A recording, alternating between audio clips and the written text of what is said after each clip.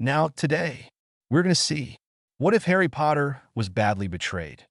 Join Patreon for early access of Super Op stories, also adult and steamy Harry Potter stories too. Please subscribe this channel because definitely I will try my best to provide a valuable content for you all. Also check the description to support the original author for this beautiful creation. Boy, today was horrible. First we got into detention with Professor Vilge, and now we have to do all that horrible homework. Harry looked amused at his tall friend. He had changed a lot since last year. All three of them had changed. Ron had become cold. The fire in him had almost died. The fieriness that had always been such a part of him had left him almost completely. It was only in the companionship of Hermione and Harry that Ron let himself become a little like before. Harry looked at his other side, where Hermione was also looking at Ron with a small smile. She had become one of the most gorgeous girls in their class, but that didn't interest her. She still loved reading and learning, but she never showed it in class like she used to do when they still went to Hogwarts. Harry shook his head. It wasn't a good thing that his thoughts always wandered to the old school. He directed his thoughts to Ron again. Come on, Ron. We will be finished in no time. We did most of our homework in detention anyway. Ron nodded his head. Yeah, and what will we do after that? Professor Vilde said she would be late today. Hermione rolled her eyes. Well, we could play chess or look TV. Harry smiled. It was kind of a ritual asking that question. The three of them knew that they would end locked up in one of their rooms studying magic. Since they had been expelled from Hogwarts, their days had become a fast routine. Get up at 6 o'clock and go run for an hour. Get ready for school, go to school, work on their homework, and after all that was done, study magic. Hermione stopped before a shop and bought a newspaper. After walking some more, she gave Ron her bag and proceeded to look through it. Suddenly, she frowned and stopped walking. The two boys also stopped and looked at her questioningly. Ron looked at her worried, for she had become very pale. Is there something wrong? Hermione shook her head slowly. I'm not sure if it's bad or not. Harry and Ron looked at each other and then back at her. What do you mean, Phoenix? Harry used her nickname to make her calm down. It didn't seem like her to become agitated. Hermione took a deep breath and answered. Dragon Griffin, they have caught us. I mean the other us. Harry stopped walking at once. He also had become very pale. The three of them looked at each other and then started running to their house where an owl stood waiting with the Daily Prophet. Phoenix ripped the paper open while Ron paid the owl. In the first page in big headlines stood, Potter, Granger, and Weasley finally caught. The three ex-students of Hogwarts were caught yesterday evening when they tried to kill the Auror Alastair Moody in his house in London. The three main supporters of the Dark Lord have killed dozens of people during the last year. Tomorrow they will have their trial, and after that they will be given the Dementor's kiss. The article was much longer, but they weren't interested in the details of how they had been caught. The three of them went to Griffin's room and locked the door. Harry looked at Griffin. He had become very pale, and his expression was cold. Phoenix just sat and stared out of the window, lost in thoughts. Harry bowed his head. He thought about how terrifying it had been. After the first murder, the Minister of Magic had ordered their expulsion of Hogwarts and imprisonment in Azkaban. The three of them had tried to protest that they hadn't done anything, but to no avail. No one had believed them. Harry remembered in a haze how their wands had been snapped. All the students who he had believed his friends had been looking at them in disgust. After that, they had been dragged out of school by 6 Aurors. He could still remember the fury he had felt at being falsely accused. That same fury had been what had saved them. He didn't remember how exactly it had happened, but in an instant the Aurors had been thrown into the castle walls. Both Hermione and Ron had looked at him with amazement written all over their faces before he had operated the three of them out of the castle grounds, going through all the apparition wards that were along the castle. Now he understood much more about what had happened. Wandless magic. He had become quite good at it. He shook his head to throw away those memories. He didn't like to remember them. Looking up, he was the first to break the silence. What does that mean for us? How does the fact that they have been caught affect us? Phoenix answered without looking at him. If they are using Polyjuice Potion, like we suspect, then we will be spoken free. After that, I don't know, it depends on the Minister and of Dumbledore. In an afterthought, she added, and then if they can find us. Dragon nodded his head, and Griffin looked up. Are we going to show ourselves? That was the big question, Harry thought. All the hurt of the past year rushed at him, and he had to sit down in a chair. He He didn't know what to say. He knew they belonged in the wizarding world, not in the muggle world, but it hurt so much to think about returning. Phoenix finally looked at her friends. Tomorrow I'm going to go to that trial. The boys looked at her and then nodded, knowing they wouldn't be able to change her mind. They also knew she would be safe since she could go in her animagi form, a phoenix. Okay, if you were sure of it, but be careful they don't notice you. Don't worry, dragon, they want. Suddenly, they heard the front door opened and closed with a bang. The three teens winced. It seemed Professor Vilge was still mad at them for skipping class that morning. Phoenix, Dragon, Griffin, I'm home. The three of them looked at each other and sighed. It wasn't going to be a very pleasant evening. After Griffin put the Daily Prophet under his pillow, they went downstairs. Evening, Professor. She was putting her coat in the cupboard when they finished walking down the stairs. The professor shot them a stern look, but after that she became worried. Dragon cursed under his breath. He knew that look, she knew something was wrong. One look at Griffin confirmed his suspicion. They were still shaken by the news, and the professor always seemed to know when something bad had happened. What happened? She walked to the kitchen with the three kids in tow. Phoenix looked uncomfortable. Nothing, Professor. The woman shot them a piercing glare. It was clear that she didn't believe them. Are you sure? They nodded their heads but tried not to look her in the eye. Finally, she sighed and turned around to start and make dinner. Go wash up. Dinner will be ready in half an hour. The three teens nodded slightly and left the kitchen. The next day, Hermione woke up early. She dressed up in her usual black dress and her black boots. It had become more or less their uniform, even if school regulations stated that they had to wear the official school uniform. She, Harry, and Ron never had done so. The two boys usually wore black loose pants and a black shirt with a black leather jacket, while she wore her black dress. Around their necks, they all wore their golden phoenix necklaces. Those necklaces were the result of their latest experiments. After months of studying the unforgivable curses, they had found a protection against them, and the final outcome were those necklaces. They were done with the scales of a dragon. To be more precise, the scales of Harry, for his animagi form was a dragon. They were beautiful, and any skillful wizard could sense the power that radiated from them. Hermione smiled a little at the sight of the beautiful jewelry. It always gave you a warm feeling. She combed her hair in a high ponytail, and without a sound left the house. The boys knew she would be away all day, and Professor Vilge didn't need to know where she was. After walking a few minutes, she stopped and started to concentrate. Harry was not the only one capable of doing wandless magic now. With a lot of studying, Ron and she had been able to do it too. They weren't as strong as Harry, but they could do almost everything they could have done with a wand.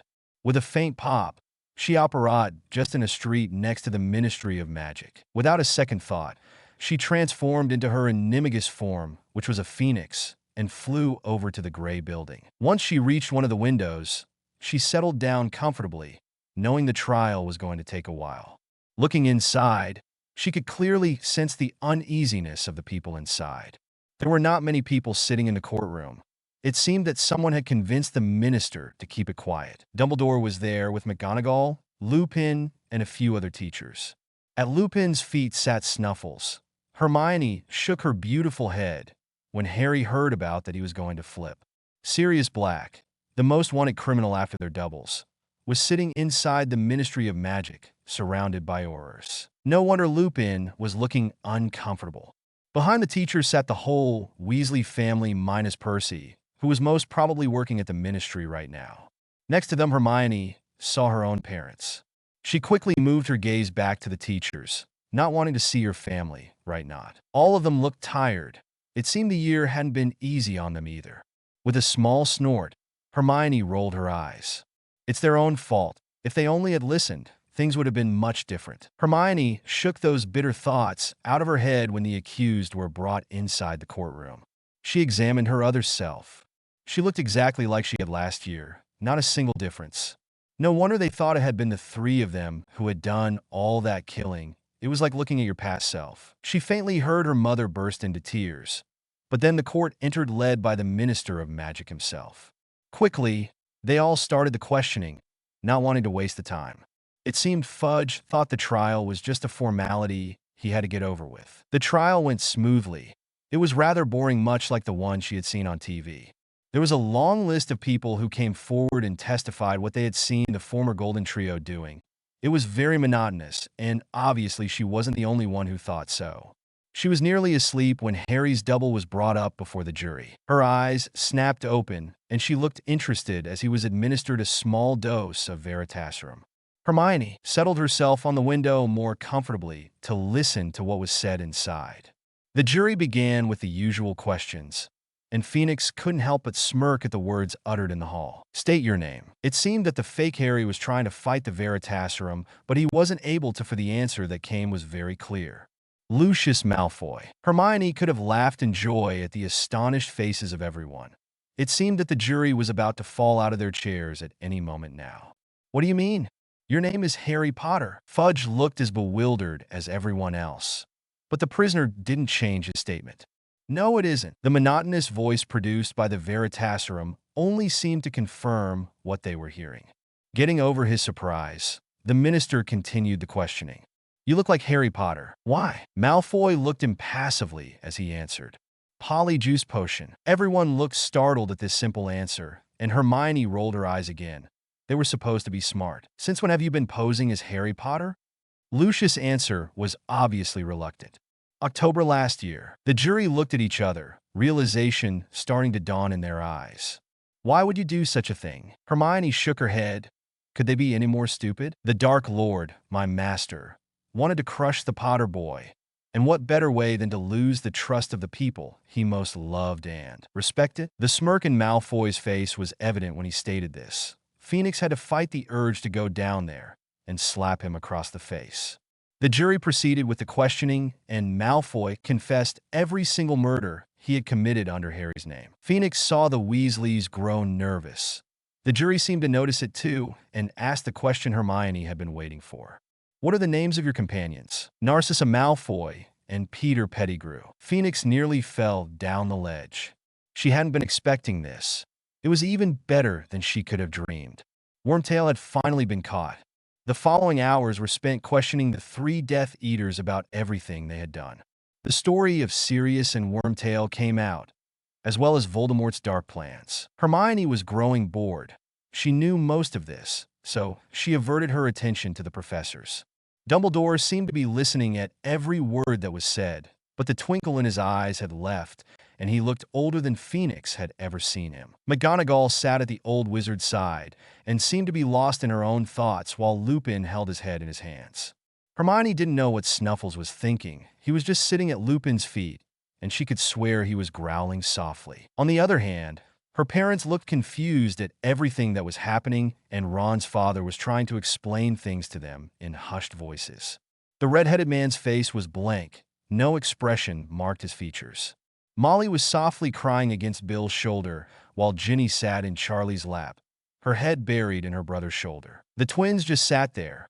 Obviously, they didn't know what to think of everything that had happened. A few reporters were also there, taking notes about all that was being said. Hermione suspected it would be out that same evening, and she only could hope they were going to be truthful for once. Half through the questioning, Ponix heard a gasp, and she turned her head around to face once again the jury and the prisoners. She smirked lightly when she saw that their doubles had disappeared, and Lucius Malfoy, his wife, and Wormtail were sitting in the chairs. When the questioning was finally over, the court members retired with Minister Fudge to decide the verdict. The rest of the people just sat there. They seemed to be too shocked to say anything. As the girl had suspected, it didn't take long for the jury to return. One of the men that formed part of the jury went to stand in front of the Death Eaters and started to read the sentence. Hermione listened intently to his words, wanting to know what was going to happen now. The accused have been found guilty of supporting the Dark Lord, killing several wizards and muggles, impersonating 3 students, using unforgivable curses, and going against the ministry. For that they are to be given the Dementor's kiss as soon as this trial is finished. All charges against Harry Potter, Hermione Granger, and Ron Weasley are dropped, for it is obvious they were falsely accused. Also, they are to be accepted again at Hogwarts if they wish so. They will be given a house each, 1,000,000 galleons, and a job in the ministry if they don't wish to finish their studies. Hermione shook her head in shock. They really seemed to feel guilty. Or maybe Fudge didn't want to lose his face in front of the reporters. The man wasn't finished, and he continued reading the paper he was holding in his hands. The same applies to Sirius Black, who will be accepted into his former work if he wishes so. Also, he is given full custody of Harry Potter, as was stated at Mr. and Mrs. Potter's will. After those words, the minister stood up and declared the trial finished, and the three accused were dragged out of the courtroom. Hermione, not wanting to be spotted now that people were starting to move and no needing to hear more, flew away to where she had arrived, an operate away. To be continued, A/N. Thanks for all reviews. Death Eaters. Disclaimer. How many times will I have to repeat myself? I don't own any of the characters. The betrayal. When Harry woke up, he immediately sensed Hermione was no longer there. For a moment he was puzzled about where she was, but then he remembered about the day before and sighed. With a groan, he stood up and went to wake up Griffin. The two boys changed in their gray gym clothes. Around their necks they wore the phoenix necklaces like the one Hermione had. Without a sound they went out the house, and after a few stretches they began to run to the park. What do you think will happen? Ron looked at Harry. No idea. We will just have to wait for Hermione to return. Ron nodded. With Voldemort, no one ever knows what to expect. I hope everything goes all right. Do you really mean it? Ron frowned and looked at Harry. The face of the other boy was completely blank, but Ron knew him well enough to see the fury in his eyes. What do you mean? Well, if everything comes out, we will have to return to Hogwarts, right? Probably. Do you want to return there? Ron stayed quiet for a few minutes pondering that question. Sure, he wanted to return. He had learned to love the Muggle world, but the magic world was where he really felt at home. But now that Harry asked him, he realized that returning also meant that he would be facing all his supposed friends, and worse, his family who in his heart he felt had betrayed him. Finally, he answered Harry, who was patiently running at his side. I don't know. I would love to be in the wizarding world again, but facing everyone again? I'm not sure I want that. Harry nodded at his side. It was exactly the same thing he had been thinking. Besides, for Griffin it would be worse. His brothers and sister attended Hogwarts while he only had Sirius, who wasn't even around most of the time, and Lupin if he was still teaching, but he could more or less avoid him if necessary. Ron and Harry ran for some minutes more. When they had run around the park twice, they started going home again. They were half on their way when Dragon stopped short. All his senses were alert. Ron stopped too and nervously began to look around. What's that? Ron looked at Harry, who had begun to move to a side street. Magic, someone's using very powerful spells not far from here. Ron followed him. Shouldn't we be going away? I mean, they might notice us, and that wouldn't be very good right now. Harry stopped and considered this. Then he looked at the nearest building. You are right, but I want to know what's happening. I don't like the fact that someone's using so much power near our house. Let's go take a look from that building. Wingardium Leviosa. With those words, Dragon floated himself to the top of the building and disappeared from Ron's sight. Ron shook his head but followed him. When he arrived at the top, he saw that Harry was kneeling at one side, looking intently down. With a look, Harry told him to come nearer, and he obeyed without a word. He kneeled at his side and looked at the fight that was taking place at the street. About 10 Death Eaters were fighting against 5 Aurors, who were protecting 2 men. Ron cursed under his breath when he recognized Percy's fiery hair. What the hell is my brother doing there? I don't know. Should we help them? Harry pondered the question and summoned a black cloak. We will if it's necessary. Griffin nodded and summoned another cloak. After wrapping it around him, he looked down again. It seemed the Death Eaters weren't doing very well. The Aurors were driving them against the wall of the other building, but all changed when the first Death Eater started using Crucio on the Aurors.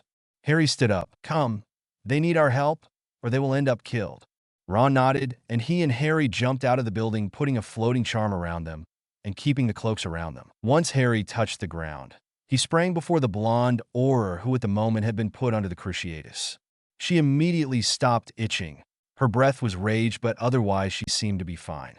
He diverted his attention to the Death Eater, who still was shooting the curse at him. He was very thankful to be wearing the Phoenix necklace. The pain produced by Crucio wasn't something he cared to remember. With a motion of his hand, he sent his foe crashing against 2 other Death Eaters who had been fighting a little bald man. The man stared at him, and Harry made sure his cloak was covering his face. Ron on the other side had landed before his brother just when a Death Eater went past a tall Auror. He stunned him without a word and went after the other Death Eaters. Harry joined him in his work. The Death Eaters, seeing they were no rivals for those mysterious men, just separated, leaving behind 6 of their companions. Harry looked around. 3 of the Aurors were taking care of the Death Eaters, making sure they were unconscious, while the bald Auror had gone to the woman's side. Percy and his companion, who Harry now recognized as Ludo Jep, were also at their side.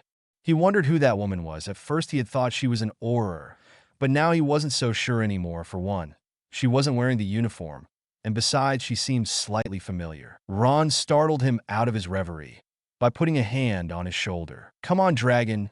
We better get going before they remember about us." Harry nodded, and with a last look at Percy, he followed Ron out of the street and to their house. When they arrived, they were startled to see it was already 10 in the morning. They had already missed their first class. Their second class was half on its way. Running, they took a quick shower and changed clothes before going out of the house with their books in their arms. "Boy, are we ever in trouble. Detention 2 days in a row. Yeah, Professor Vilge is going to be really pissed at us. And poor Phoenix." Ron shook his head. "Come on, we are in enough trouble as it is. No need to tempt fate more. And I don't want to meet more Death Eaters today." Harry nodded, and they both hurried to the school. When they arrived, the second period had just finished, and they went with the other students to their third class. "What do we have now?" "Math." Griffin groaned. "I hate math. Professor Gill is nice and all, but I just can't stand it." Harry smirked. "Don't worry. We will probably be called by Professor Vilge. And that's supposed to be better." Ron's tone was flat. He looked around at his schoolmates. Lots of girls were gaping at them, but they had long ago learned to ignore it. "Hermione isn't here yet. Did you expect it? The trial just began an hour ago." "Yeah." When they entered the class, Professor Gill looked at them. "Don't bother in sitting down. Professor Vilge wants you in her office." Harry nodded, and the two made their way out of class again when the bell rang. In no time, they reached the professor's office. They knocked and went inside when a voice told them to do so. Their guardian was sitting in her chair, talking in the phone. With a stern look, she made them take place in front of her. Harry looked out of the window. It looked like it was going to snow any time. It was nearly December, and Christmas was approaching quickly. With a bang, the professor banged the phone down, making Ron and him jump in surprise. "Where's Phoenix?" She never called them by their real names. Harry wondered if she even knew them. They themselves barely used them and had made a point of ignoring everyone who used them. Ron was looking straight at the wall behind the professor. His expression was as blank as Harry was sure his was. They really had learned how to do poker faces. The professor knew that when they put on those faces, they were impossible, and she never got anything out of them if they didn't want her to know. She sighed. "Do you at least know where she is?" "Yes." "Has it something to do with what happened yesterday?" Damn. She still remembered. Dragon found it annoying to have someone who could read them as well as she did. She always seemed to know what was happening around her. "Yes, but it's not important. She just needed to go hear something." Ron looked worried now. He didn't enjoy lying, and he was worried. "About Hermione. What if someone noticed her? Or what if something went wrong? I'm not going to get anything else out of you, right?" Harry just looked down. All of a sudden, he was feeling very tired. That fight with the Death Eaters was catching up on him, and he was sure Ron was feeling the same way, for he had leaned in his seat and was just looking out in space. Professor Vilge looked at them intently. She could clearly see their exhausted features. She knew they had lots of problems. Not at school. They were probably the best students she had ever had, always perfect marks, not very sociable but never rude. If someone needed help, they were willing to help. They didn't have friends besides themselves, but everyone liked them. No, the problems came from before they entered the school. She didn't know much about it. She knew they didn't want to talk about it, and she respected it even if she was very curious. She only knew that they had been accused of things they hadn't done, and had therefore been expulsed of their old school and banned of their houses. The details of what had happened never came out. With a much gentler tone, she continued, "Pick up your books. I'm going to bring you home.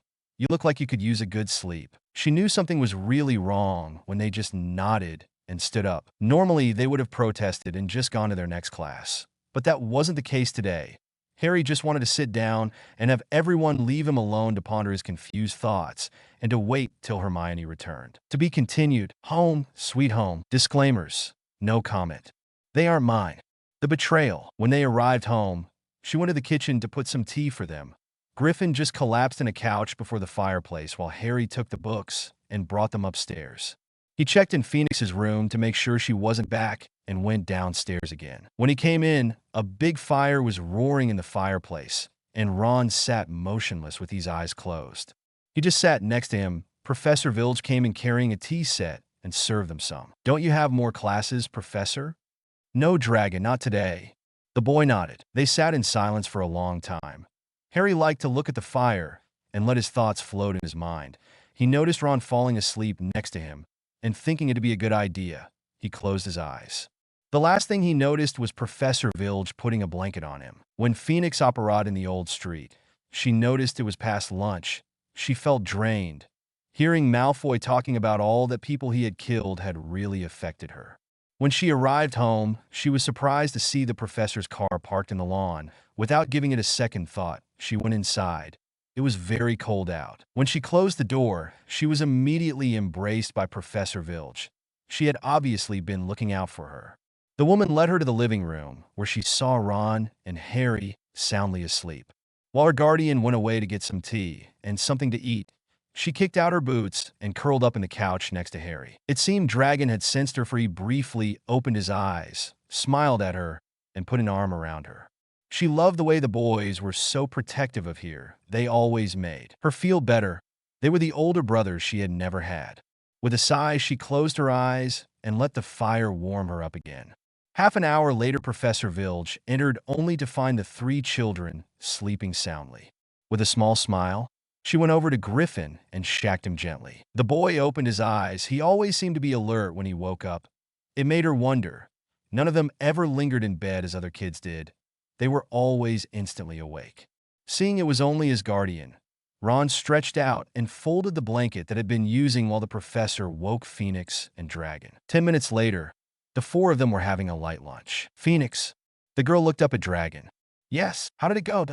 Ron leaned back in his chair and centered all his attention on the girl. Professor Vilge looked at them. It was strange to hear them talking about things when she was around. Phoenix shot her a penetrating look, but answered, "It went okay." They discovered that Lucius Malfoy, his wife, and Wormtail have been posing as us since last year. "Wormtail?" Phoenix nodded. "What was the result of the trial?" Phoenix smirked at this. "Well, Fudge obviously didn't want to lose his face. The Ministry is going to give us 1,000,000 galleons, plus a house each." Ron looked at her astonished. "Are you for real? 1,000,000 galleons? That's a lot of money." "Well, Griffin, we aren't just normal kids. Phoenix was the most promising student of our class. You are the son of an important Ministry member, and I'm the boy who lived. If Fudge didn't give us that much, he would lose support of lots of people. He's going to be in a tight spot nevertheless. Accusing the boy who lived of becoming a Death Eater will not sit well with the people. Yeah, and the hypocrites are going to forget that they weren't exactly giving us their support, idiots." Phoenix scowled, and Harry smiled a little. Professor Vilge had listened to all that in growing wonder and couldn't help but ask, "Are you talking about the way they accused you?" Ron nodded. "Yeah. They finally caught the people who had really done it and discovered everything.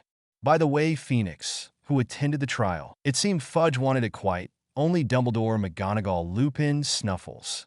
Harry scowled in annoyance and muttered something about killing his godfather. "Some other teachers, your whole family, except Percy and my parents. What about Sirius? Was he absolved?" Phoenix nodded. "Yeah, he was given the same treatment as us, and he has been officially appointed as your legal guardian. And if you are wondering, we are to be accepted back at Hogwarts at once." "Hogwarts? It's the name of our last school." The professor nodded. "So, you are going back there." She looked a little unhappy. She had become quite attached to the three kids. "We haven't decided yet. Besides, officially, we don't know yet about the sentence, so we still have some time to decide." Dragon looked out of the window. It had begun to rain. "Why wouldn't you want to return? You told me you loved the school." Phoenix put her head in her hands. "Returning means facing everyone, all the hurt, the betrayal. When we were accused, no one asked us what had happened. All our friends turned on us without a second thought, even if we had proved time and time again that we were against the kind of thing that happened. Not even our family supported us." Professor Vilge felt pity for them. They looked so vulnerable and tired right now. She knew they hadn't told her much, but she could clearly see that it had hurt them deeply. "Don't worry, kids. You know you can stay here as long as you wish." They nodded their thanks but didn't talk further. The rest of the evening was spent reading and doing homework. Professor Vilge was correcting exercises on the table, while the three kids were seated on the floor before the fireplace looking at a strange paper and discussing something softly. She had often seen those papers in their hands. She knew they were written in some strange language she didn't understand, and that they hid them cautiously in some place she didn't know. They seemed afraid that someone would try to steal them away, and every so often they burned a stack of papers. Phoenix was hunched over the parchment. It was written in the old Celtic she had learned in ancient runes and taught at Ron and Harry, so they could safely write about magic without their guardian finding out. It was the last project they were working on. They thought the killing curse didn't really kill the people, but put them in a deep state of cryogenesis, of frozen sleep. If that was true, then they maybe could create a potion to awake people of that deep sleep. The fact that they had found a protection against it didn't mean it was useful. Sure, they wore the Phoenix necklaces, and they could do more, but Harry couldn't keep giving scales of his Animagi form to make all the necklaces they would need to protect everyone. They were still in the beginning stage of the project, but Phoenix had a hunch that they were looking in the right direction, or at least she hoped so. To be continued. Author's notes. Thank you for all the reviews. Fox. Disclaimer. None of the characters are mine, so don't sue. 1. The betrayal. Hogwarts. Sirius sat in one of the chairs in the headmaster's office. Everyone who had attended the trial sat silently there trying to absorb what had happened. When Malfoy had said his name in the trial, he had felt a surge of relief and joy rush through him. Harry was innocent. It didn't last long. The realization that he had probably lost his godson forever had kicked in almost a second later. They had no idea where the three kids were.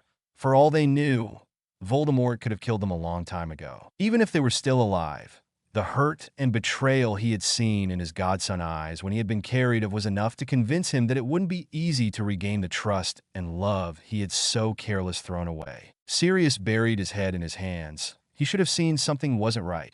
Harry had proved so many times he was on the light side, but it had been so easily forgotten when they had been accused of murder. Finally, Dumbledore spoke. We have to find them, or at least sent them a message. How? We have no idea where they could be. The Ministry has spent months looking for them without luck. What makes you think we can find them? We aren't going to Minerva. I'm going to send Fox. I think he can find them. Everyone in the room nodded. If someone could find the kids, it was Fox. What should we tell them? Remus looked around the room. I'm pretty sure that if you just tell them to come, they will ignore it. Everyone nodded again. It was quite obvious that they wouldn't just come at a summon, even if it was from Dumbledore himself. It will soon be Christmas. Why don't you invite them to spend it here? Ginny's quiet voice carried through the room, and some people nodded. Yeah, most of the students won't be here, and we could spend the Christmas all here to be with them. Dumbledore thought about it. It seemed to be a very good idea, and it might work if the kids are willing to try, of course. Okay, I'll send the message tomorrow first thing, but for now, it's better you all go get some sleep. It has been a long day. You can stay all here. I've already arranged rooms for you. And Sirius, I would appreciate it if you walked around as Snuffles till the news comes out tomorrow. Okay, Headmaster, no problem. With that, everyone left the room. London. It had been 3 days since the trial. Phoenix and her two friends were sitting through a boring class of biology. Hearing Professor Vilge talk about all kind of animals remembered the lessons they had with Hagrid. The difference being that she didn't have the passion the half-giant had for dangerous creatures. Hermione didn't mind in the least. She had had her fair amount of dangerous creatures in her time at Hogwarts. It was halfway through the class that something caught the professor's eye. A bird was resting on the window. It was the most beautiful bird she had ever seen. Its feathers were gold and red, and it had a very long tail. It was looking inside, seemingly looking for something. All the class was now looking at the bird. They were completely focused on it, and no one noticed how pale Dragon, Phoenix, and Griffin had gone. Dragon wasn't happy. It seemed that Professor Dumbledore hadn't wasted his time, and knowing he couldn't find them himself, had sent Fox, his Phoenix, to fetch them. He noticed the note attached on the leg of the bird. He was slightly curious about what the message was, but he couldn't bring himself to approach the bird. Finally, it was Fox who took the first step. Flying inside the window, he went to settle himself on a dragon's shoulder. Hesitantly, he looked at his two friends who were looking at him with apprehension. Dragon, is it Fox? Yeah, it is. It's carrying a note. Should I take it? Phoenix shrugged. Before she could answer, Professor Vilge stepped in. Do you know this bird? Griffin nodded. It's called Fox. It's from our former headmaster. It seems he has found a safe and quick way to find us. Come on, Dragon. Let's see what Dumbledore has to say. Dragon nodded and untied the letter. He handed the letter to Hermione and petted Fawkes while she read it. When she finished, her face was a mask. Could we be excused from class, Professor? Professor Vilge looked at her three protégés. She didn't like them wandering alone, but she had no real reason to tell them no.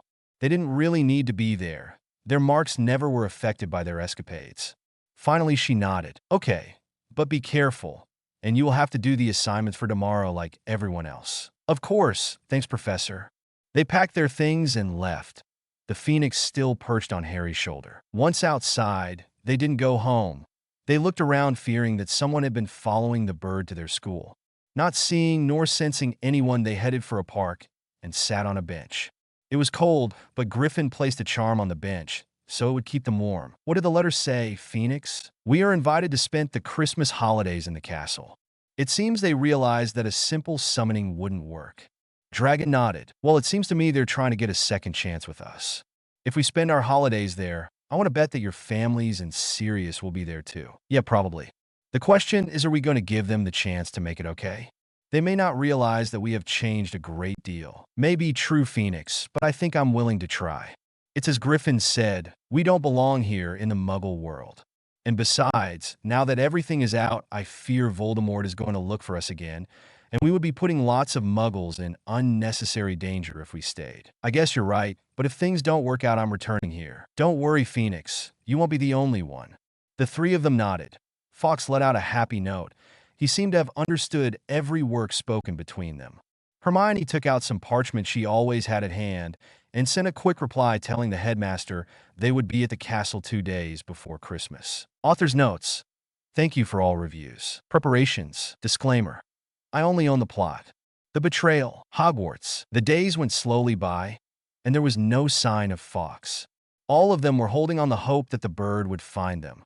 But with each passing day, the mood became more subdued. The morning of the 6th day, Dumbledore woke up to find Fawkes on his usual perch. There was a letter tied on his leg. For a moment, he thought it was the letter he had sent and felt disappointed. But looking closer, he noticed that was not the case. With shaking fingers, he opened the letter that was addressed to him. It was written in Hermione's handwriting, and it was short and to the point. Professor, we will be at the castle 2 days before Christmas. Don't bother arranging transport. We know our way. Hermione, sighing, Dumbledore folded the piece of parchment and went downstairs to eat breakfast.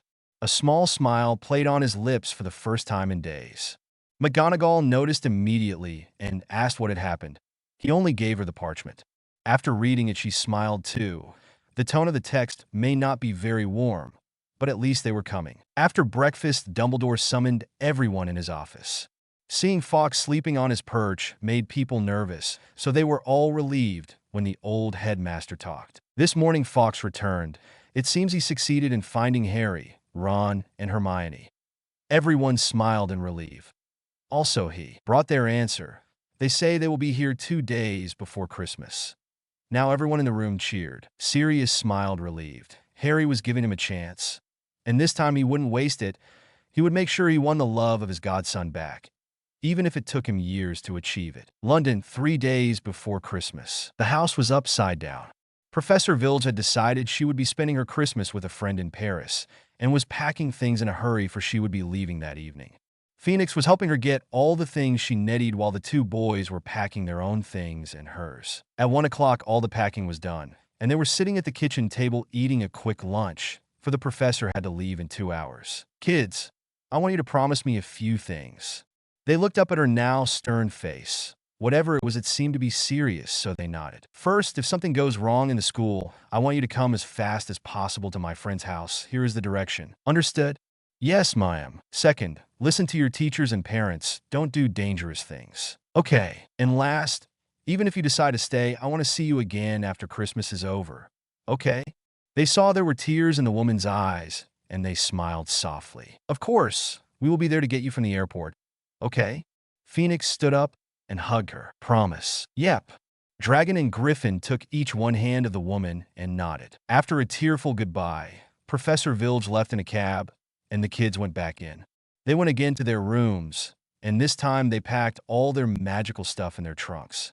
It wasn't much, mostly books on the unforgivables and advanced potions. They didn't want to leave any evidence of magic in the house while they were away. It just wasn't safe. Their rooms were full of small and protected places where they usually kept their things. After making sure there was nothing left, they levitated their trunks downstairs and settled around the fire. Well, tonight we are going. Are you sure you want to take the night bus? I mean, it would be easier to just apparate. We know Griffin, but we don't want people to know we can apparate, nor that we can control wandless magic. Phoenix looked at the fire. We will be spending the night at Diagon Alley. Tomorrow morning I have to buy some presents. Yeah, me too. We should be going to Diagon Alley. We can have supper there. The other two nodded and got up. It was still 5 o'clock, but the sun had already set and it was beginning to get colder. They shrunk their trunks so they could carry them around in their pockets and put dark blue cloaks around their shoulders to keep them from having it cold. With a last check around their house, they opted out to a street near the Leaky Cauldron and walked the rest of the way to the bar. Once inside, they put their cloaks down and shook the snow out of them. They noticed some wizards were looking curiously at them, but they ignored it altogether. Tom, the old innkeeper, walked towards them. "Welcome to the Leaky Cauldron. What can I do for you? Can we have some rooms, please?" Phoenix asked.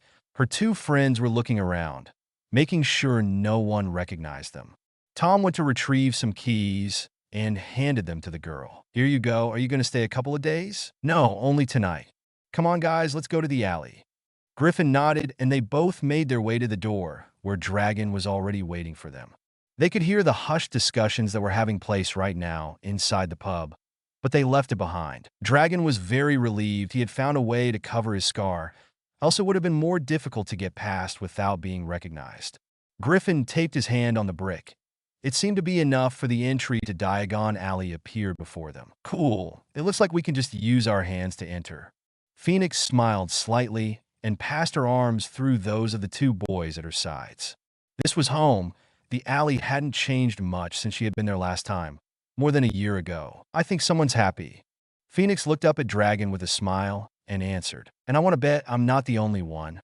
"Well, Dragon, how does it feel to be walking around here without being noticed?" "Wonderful. Come on, let's head to Gringotts." None of them were very worried about being recognized. They had changed very much, and only someone who had known them well enough could have recognized them. Hermione had let her hair grow nearly past her waist. It didn't look bad anymore.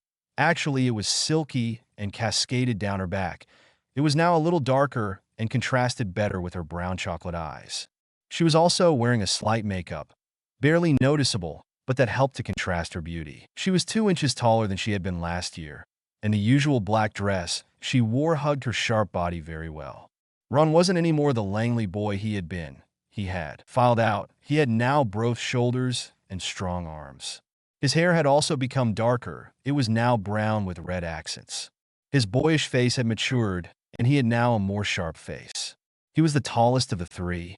Harry was still short for his age. Although he was now taller than Hermione, he was more than a head shorter than Ron. He still was skinny, but you could see the muscles that had built into his body from working out. He now wore contacts that made his face more mature. He had let his hair grow past his shoulders and wore it tied up in a ponytail. It was not longer unruly, and it added some mysteriousness to him. No, there was no way they would be recognized only from pictures. After they had gone to Gringotts and changed some muggle money to galleons, they went to Madame Malkin's shop to get some robes, since the ones they had left at Hogwarts wouldn't fit them anymore. After buying some gold-trimmed Black Feast robes, they had to look through the whole shop to find the same ones for the three of them, and some plain black robes to wear every day. They went back to the Leaky Cauldron to have dinner. After having had dinner, they returned to their rooms and went to sleep, knowing they would have to get up early. To be continued. Thanks for all reviews. Hogwarts again. Disclaimer: I don't own any of the characters. The betrayal. The next morning, they got up at 5 so they could catch the night bus before it stopped at services. After paying Tom and putting on their cloaks, they stepped out of the bar to the dark Muggle London. Harry put out his hand and prayed it would work just like in Diagon Alley. It did. Some seconds later, the purple bus appeared with a bang, and Griffin paid the ride to Hogsmeade. Stan, who had known Harry 3 years ago, didn't recognize him, much to Dragon's relief.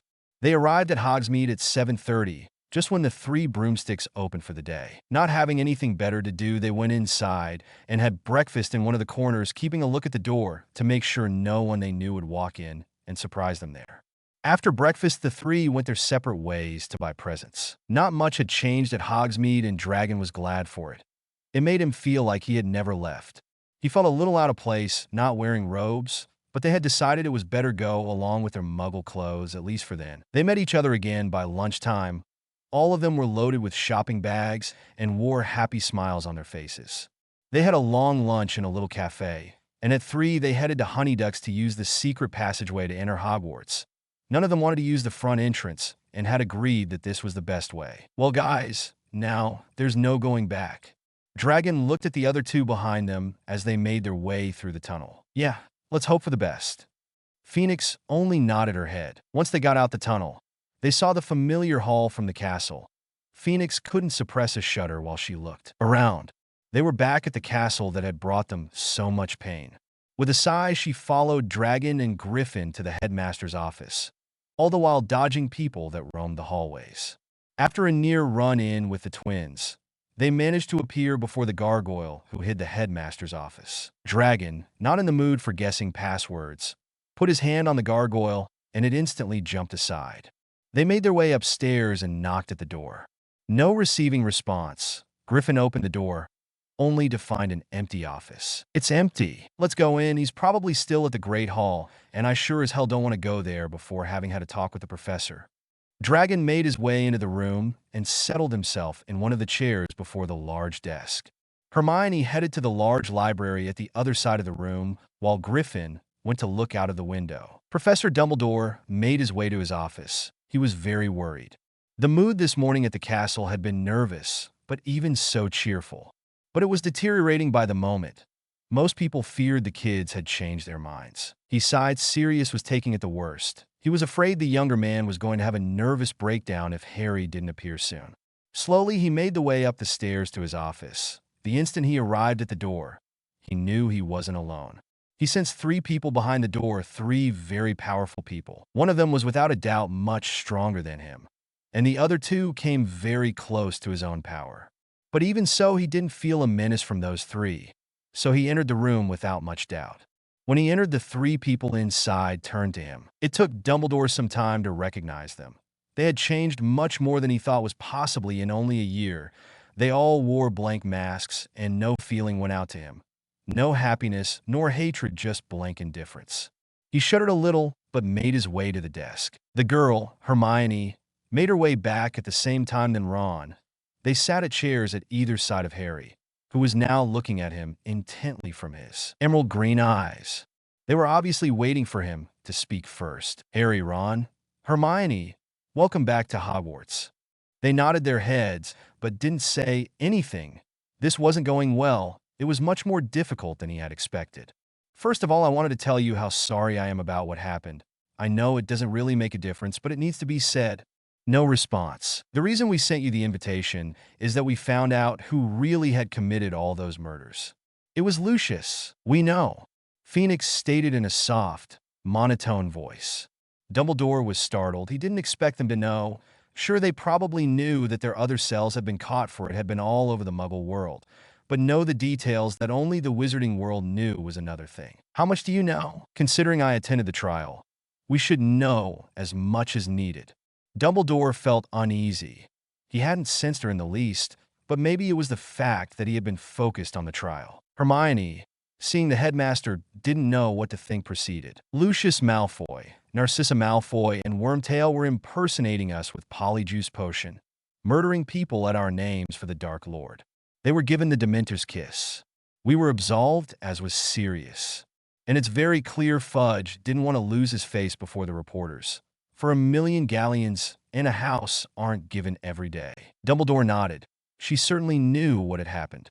He looked at the 2 boys who hadn't spoken yet. Everyone is waiting for you. They are anxious to see you again.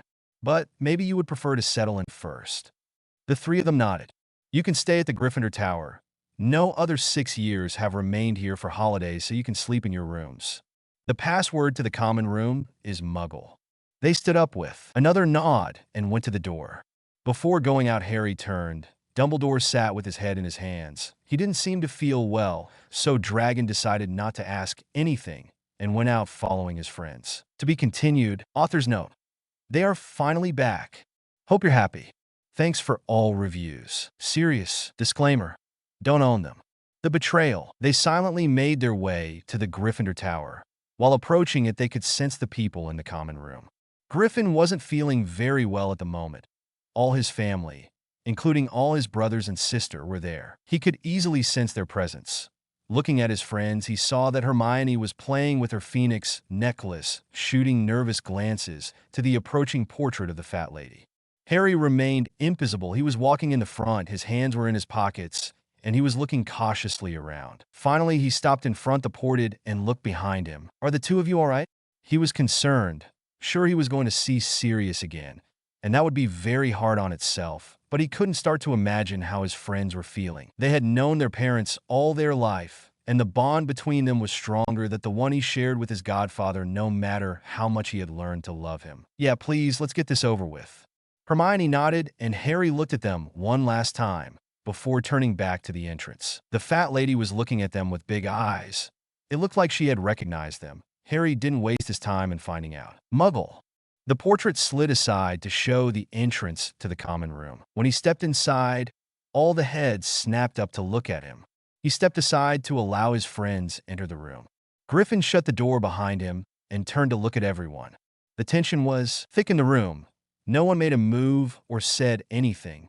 After several minutes of staring, Phoenix began to move. I'm going to take a shower. And she disappeared to the girls' dorms. Griffin and Dragon looked at each other and decided that it was better if they went upstairs too. Sirius was shaking. He knew it, but at the moment he didn't care. His godson had finally arrived, but it was worse than he had expected. He had grown up, not only physically. In his eyes, he had seen the look of a tired, much older man, and it had scared him senseless. That and the fact that he had barely looked at him had reduced him to a state of hopelessness. Finally, he couldn't bear it anymore, and he stormed out of the room just when Harry came back downstairs. Dragon watched his godfather storm out of the room. He frowned. He had never seen Sirius looking so sad and pale. He saw Lupin making his way out of the room to look for his friend, but in a second decided it was better if he went himself. Wait, Lupin. Everyone looked startled. They hadn't noticed him standing at the stairs. I'll go after him. Tell Ron and Hermione. I'll see them later. Without another word, he went out of the room in search of his godfather. It didn't take long for him to find Sirius. He was sitting in a classroom, looking out the window. A lonely tear was rolling down his cheek. It broke Harry's heart to see him so defeated, and he could feel all the anger go away. He didn't look up when Harry closed the door and made his way to his godfather's side. When he was standing beside him, Sirius talked. Please, Moony, go away. Harry smiled a little. He obviously wasn't thinking very straight at the moment, or he would have noticed he wasn't his werewolf friend. First, my nickname's not Moony, it's Dragon. Sirius had snapped his head up and was looking straight at him, a faint blush covering his cheeks. And second, I think you and me need to have a long, nice chat. He sat down in a chair and looked at Sirius, who seemed to be transfixed with the mere vision of him. Patiently, he waited for Sirius to recover his composure. After 10 minutes, the man finally took place in another chair in front of him. Dragon noticed his hands were shaking a little. He had never seen his godfather that nervous about anything. He normally had lots of self-confidence. He could have said something to help Sirius, but he knew deep down that it had to be the other man who took the first step if they wanted to work things out. Sirius was battling with himself. Why was he so nervous? His godson was giving him what he wanted, a chance to talk to him. He needed to get the words out, even if he was deathly afraid about what Harry would say.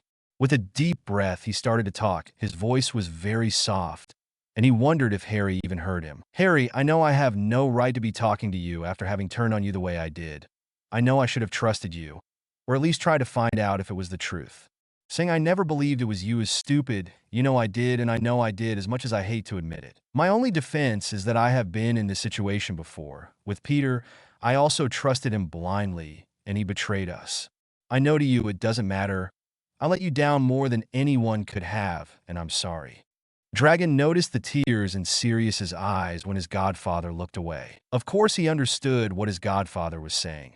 After losing his best friend to that little rat, it was natural for him to act so. I understand. He looked up. I really do, but why compare me with Peter and not with yourself? Things are never the way they look. You should know it better than anyone. Sirius looked down again. His godson was right, and he had been blaming himself for not trying to see what had happened. I didn't dare. Harry's eyebrows shot up. That wasn't the answer he had expected from his godfather. A little of his anger returned. Why not? His voice now had a sharp edge, and Sirius flinched. First I was to hurt. The thought of you killing all those people and betraying us brought up what had happened with Peter. After some of it faded away, I didn't want to know why you had done it. I didn't want to have anything to do with you anymore. I couldn't. It would have destroyed me to try and think about it. For months, I just functioned because Remus made me. If it had been for me, I would have just sat down somewhere and slowly faded away. Now Sirius was openly crying, with his head in his hands, and his words were barely understandable. Harry didn't really need to. He could see too well how Sirius's life had been destroyed once more. He looked sadly at him. He felt it was all his fault. He stood up and went to the window to collect his thoughts and let his godfather regain his composure. When the sobbing stopped, he talked. I'm very sorry, Sirius. Sirius looked up sharply at his godson's back. If it hadn't been for me, you wouldn't have gone through all this. You don't deserve to be going through all this. Dragon leaned his head on the window. Sirius stalked to Harry and sharply turned him around. Stop right now, saying all those nonsense. Have you gone insane? I was the one who turned on you. If I hadn't done it, I wouldn't have gone through all this. It's my own fault, mine, and Voldemort's. But, no, but Harry, you know I'm right. He grabbed Harry into a strong embrace. He could feel his godson's body tense under his, but he refused to let go of him. Harry was startled when Sirius embraced him. All the love and comfort that radiated from the other man was overwhelming. After a few moments, he relaxed and leaned his head on his godfather's chest, for he was still a head taller than he was. This was what he had missed the most, the fatherly embrace that only Sirius could give him. With closed eyes, he listened to Sirius's breathing and heartbeat. It calmed him down more than anything else ever could. Sirius was looking in wonder at his godson's face. He looked so peaceful in his embrace. He still couldn't believe that Harry found it in his heart to forgive him, or at least try to do it. Harry, without looking up, Harry replied, Yes, Sirius? Is everything all right now? His voice was quiet. He looked again at his godson, who still hadn't moved from his embrace, and seemed to be pondering the question. No, not all, but give it time. Sirius nodded and wrapped his arms tighter around Harry. They stood there for a long time. Finally, Harry stepped back, and Sirius let him go. Looking up at his godfather, Dragon smiled a little. Come, let's go back to the common room. Lupin will be worried. Sirius nodded, and the two of them made their way back to the Gryffindor Tower. To be continued, author's notes. Wasn't that sweet? Thanks for all reviews. Studying. Disclaimer. I don't own any of the characters. The betrayal. Ron came down several minutes after Harry. He sensed his friend was not longer in the room. Looking around, he realized Sirius wasn't there either. He felt glad for his friend. Sirius meant very much for him, and there was a high probability that Dragon was trying to work things out with his godfather. He didn't have the courage that his friend had. He saw his parents looking at him hopefully, but decided it wasn't the right moment, and went to sit in a corner of the common room. Phoenix joined him a few minutes later. In her arms were the parchments they had been working on. Griffin looked relieved to see her. At least he wouldn't have to sit down staring at nothing. She sat down next to him and put the parchments on the table. Where's Dragon? Griffin shrugged his shoulders. Everyone was looking at them. No idea. My best guess is that he's with Sirius. Hermione looked around and nodded. Oh, cool. She took one of the books she had brought downstairs and opened it on the place she had been studying. Ron followed her lead and took another book. The potion they were hoping to achieve was very hard and required a very good understanding of potions and charms. So they had made it a point that whenever they had a moment, they picked up the books and studied. He had no idea how advanced they were, but he didn't really care. Mrs. Weasley and her husband were looking in wonder at their youngest son.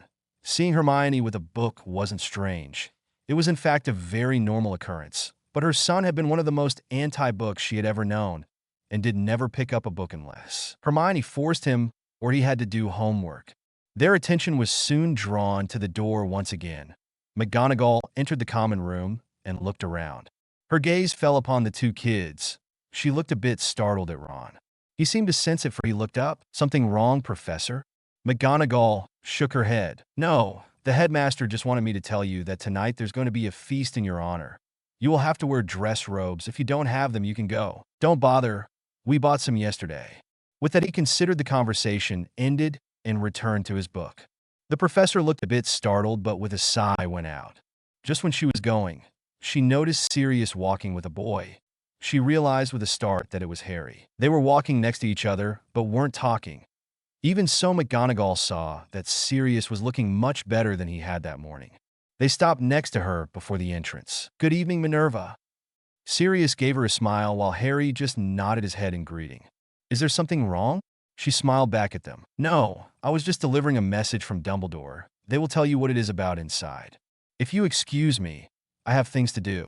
With a last smile in their direction, she went away. Harry entered the room, followed closely by Sirius. He quickly went to settle himself beside Phoenix, while Sirius went to join Remus after having looked at him. Dragon picked up one of the parchments and began to read and write notes in another. Griffin looked at him and softly asked, Dragon, MMH, is everything all right between you and Sirius? Phoenix also looked up at him. He looked at his godfather and smiled a little. We're on the way. He apologized to me, and I've accepted it. Now we'll see how it works out. How about you two? I've agreed with my mother to go talk with them in half an hour. I get the impression they don't understand what's going on. We'll see how it works out. Griffin. His friend was looking at his parents and seemed to not have heard him. But before he could resume his reading, he talked. The two of you are lucky. Phoenix and Dragon exchanged a look, but waited. I mean, Phoenix, your parents don't really understand what's going on. They are muggles, and if something I've learned about muggles is that what they see is usually what's happening. They don't know anything about Polyjuice Potion and all those things. And you, Dragon. Sirius has been betrayed before. It must have felt like going through that of Wormtail all over again. No wonder he was paranoid. His two friends nodded in understanding. But what about my parents? They know very well what can be achieved by magic, and they have never been paranoid. They didn't have a reason to be. But even so, they turned on us. And I can't easily forgive them for it. There was a long silence. Am I being selfish? No, you certainly are not. Even if I know that Sirius has a more or less good reason to turn on me, that doesn't mean we are all fine and dandy. I'm mad at him for letting me down when I needed him the most, but I'm also ready to try and forgive him. In your case, it's more difficult, and I knew it from the start. If it makes you feel better, I'm not very happy with your parents either, and they were very important to me too. Ron let out a small smile. Hermione caught his hand and squeezed it. Don't worry, Griffin. Let things go the way they are meant to be, and just be ready to talk to them, to try to understand them. Maybe it would make it easier to talk to one of your brothers or your sister first. Ron nodded. Thanks, guys. They both smiled at him. Don't worry, brother. Everything will work out in the end. And while Dragon continues with his speech about fate, I really have to go away. I have to talk to my parents. See you guys at the feast. And she went away. Dragon frowned. What feast? MMH. Griffin looked up. Oh, McGonagall came in a while ago to tell us there was going to be a feast in our honor. Figures, first Fudge goes nuts, and now Dumbledore. Harry let out a snort and looked again at the parchment. Do you think we'll figure this out before Christmas is over? Phoenix is confident we will. Don't worry, she's always right. They both returned to their studies, and for a long while they could only hear the hushed voices of the other occupants of the room. It seemed they didn't want to bother them and didn't dare to raise their voices. Suddenly, Dragon sensed someone was standing next to him and Griffin. Looking up, he saw Lupin and Sirius standing there. Can we sit down? Dragon looked at Griffin, and the last nodded. Sure, go ahead. That's if you don't mind sitting between all those books. Sirius laughed softly. Don't worry, Ron, I don't mind, and Remus loves the books. Are they Muggle books? Dragon looked up once more from the parchment. No. Why should they be? We thought you had been in the Muggle world all this time. Remus looked at them. Oh, we were there, but that doesn't mean we can't have magic books. True, but wouldn't it have been dangerous? What if someone had seen them?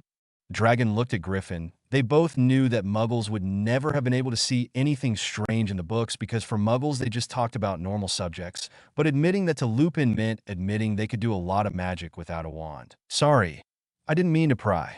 The two boys sighed in relief, and Sirius and Remus exchanged a look.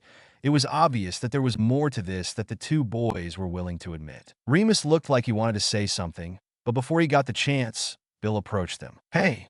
Dragon saw Griffin draw a fist, but he quickly put his hands under the table. Bill.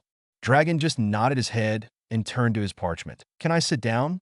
He was looking directly at his brother, and Ron looked back. Bill had always been his favorite brother, his confidant and one of his best friends. He wasn't even there when Ron had been accused, so it was a bit easier for Ron to accept his presence. Sure. It came out a little reluctant, but if Bill noticed, he didn't give it away. They sat in silence for some minutes. The two younger boys had returned to their reading, but Griffin couldn't concentrate for he clearly felt the gaze of his older brother on him. With a sigh, he closed the book and locked eyes with Bill. What's the matter, Bill? The man didn't say anything for a few moments. Griffin frowned. If you don't want anything, could you please stop staring at me? It's making me nervous. Sorry. Ron? Yes, I'm sorry. I know. Bill looked a little startled at his little brother. You are here, aren't you? Yeah, I guess so. It doesn't really change things, does it? It's a start. Bill just nodded and stood up. If you ever want to talk, I'm here to listen. I know. Thanks, Bill. The older man just nodded and left to go sit with his parents. Griffin was looking at them with a pensive look. Lupin and Sirius were looking a little uncomfortable at the exchange, but didn't want to leave Harry's side just yet. Even if the boy barely acknowledged them, it still reassured Sirius that it would come good in time. Dragon looked up from his parchment another time and nodded to Griffin. Don't worry, mate. All will come right. I hope you're right, brother. I really hope you are. With that, he stood up too and began to pick up the books. Come on, we better go change clothes. It's nearly time to go downstairs. Most of the room heard his words and also stood up. Everyone went up to their own rooms to get dressed up. The two boys entered the sixth year's room and quickly put out their dress robes. In 20 minutes, they were ready to go. Dragon looked at his reflection in the mirror and locked his gaze on the phoenix necklace. He touched it and wondered if they shouldn't make some more of them. At least he would like for Sirius and Remus to have one, just in case. He would talk about it with Griffin and Phoenix later. Griffin taped him on the shoulder, and he looked at him. Are you coming, Dragon? Phoenix is already downstairs. Harry nodded his head, and the two of them went to the common room where Phoenix was indeed waiting for them. They looked at each other with slight grins on their faces.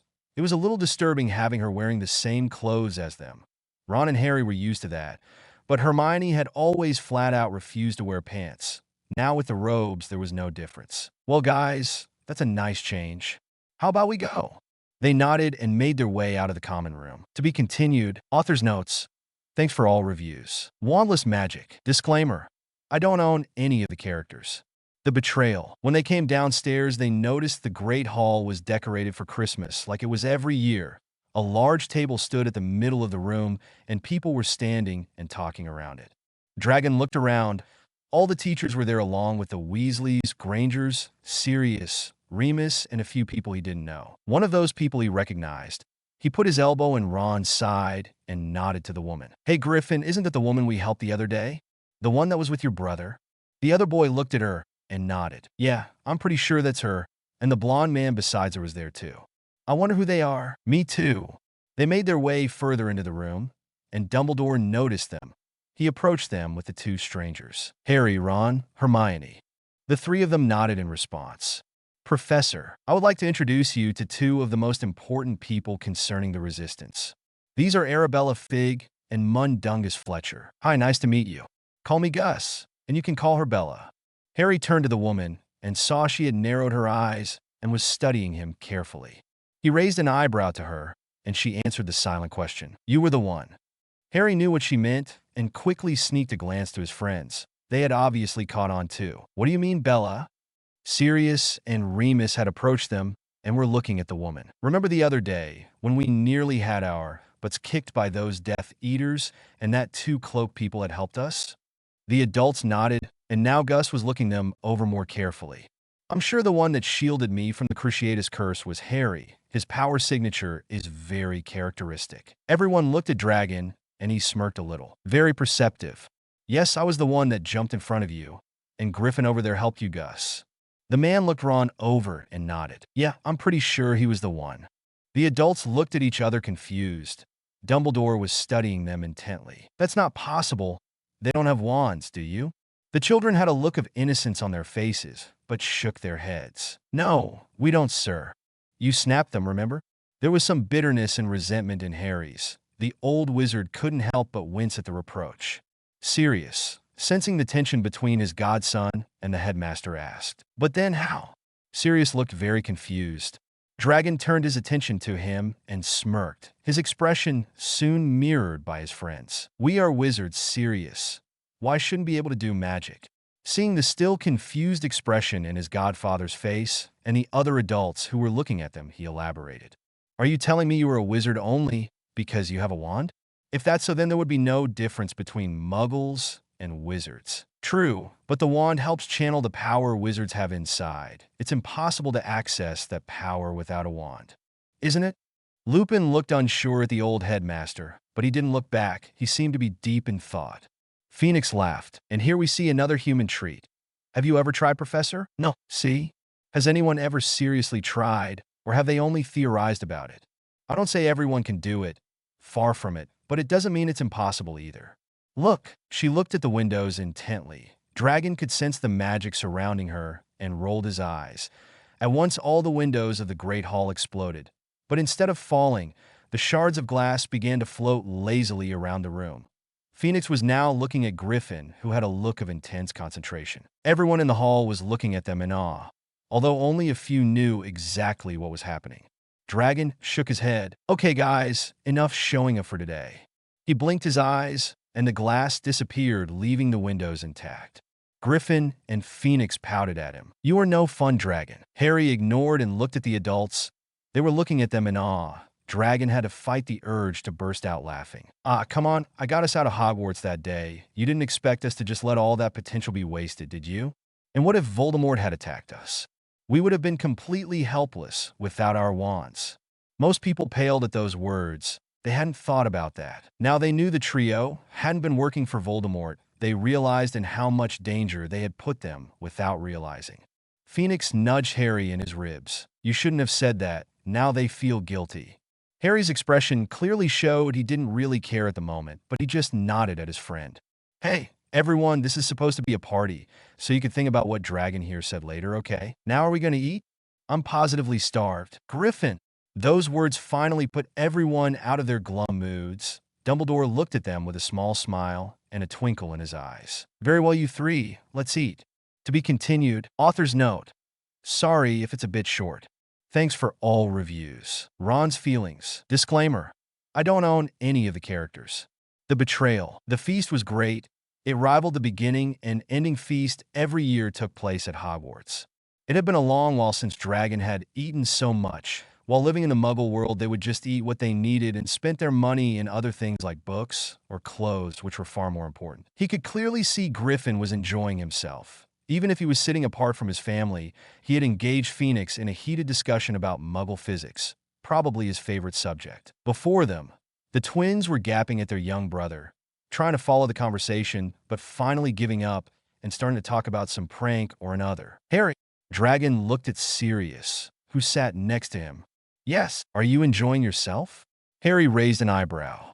Sirius seemed anxious about something. "Sure. Why do you ask?"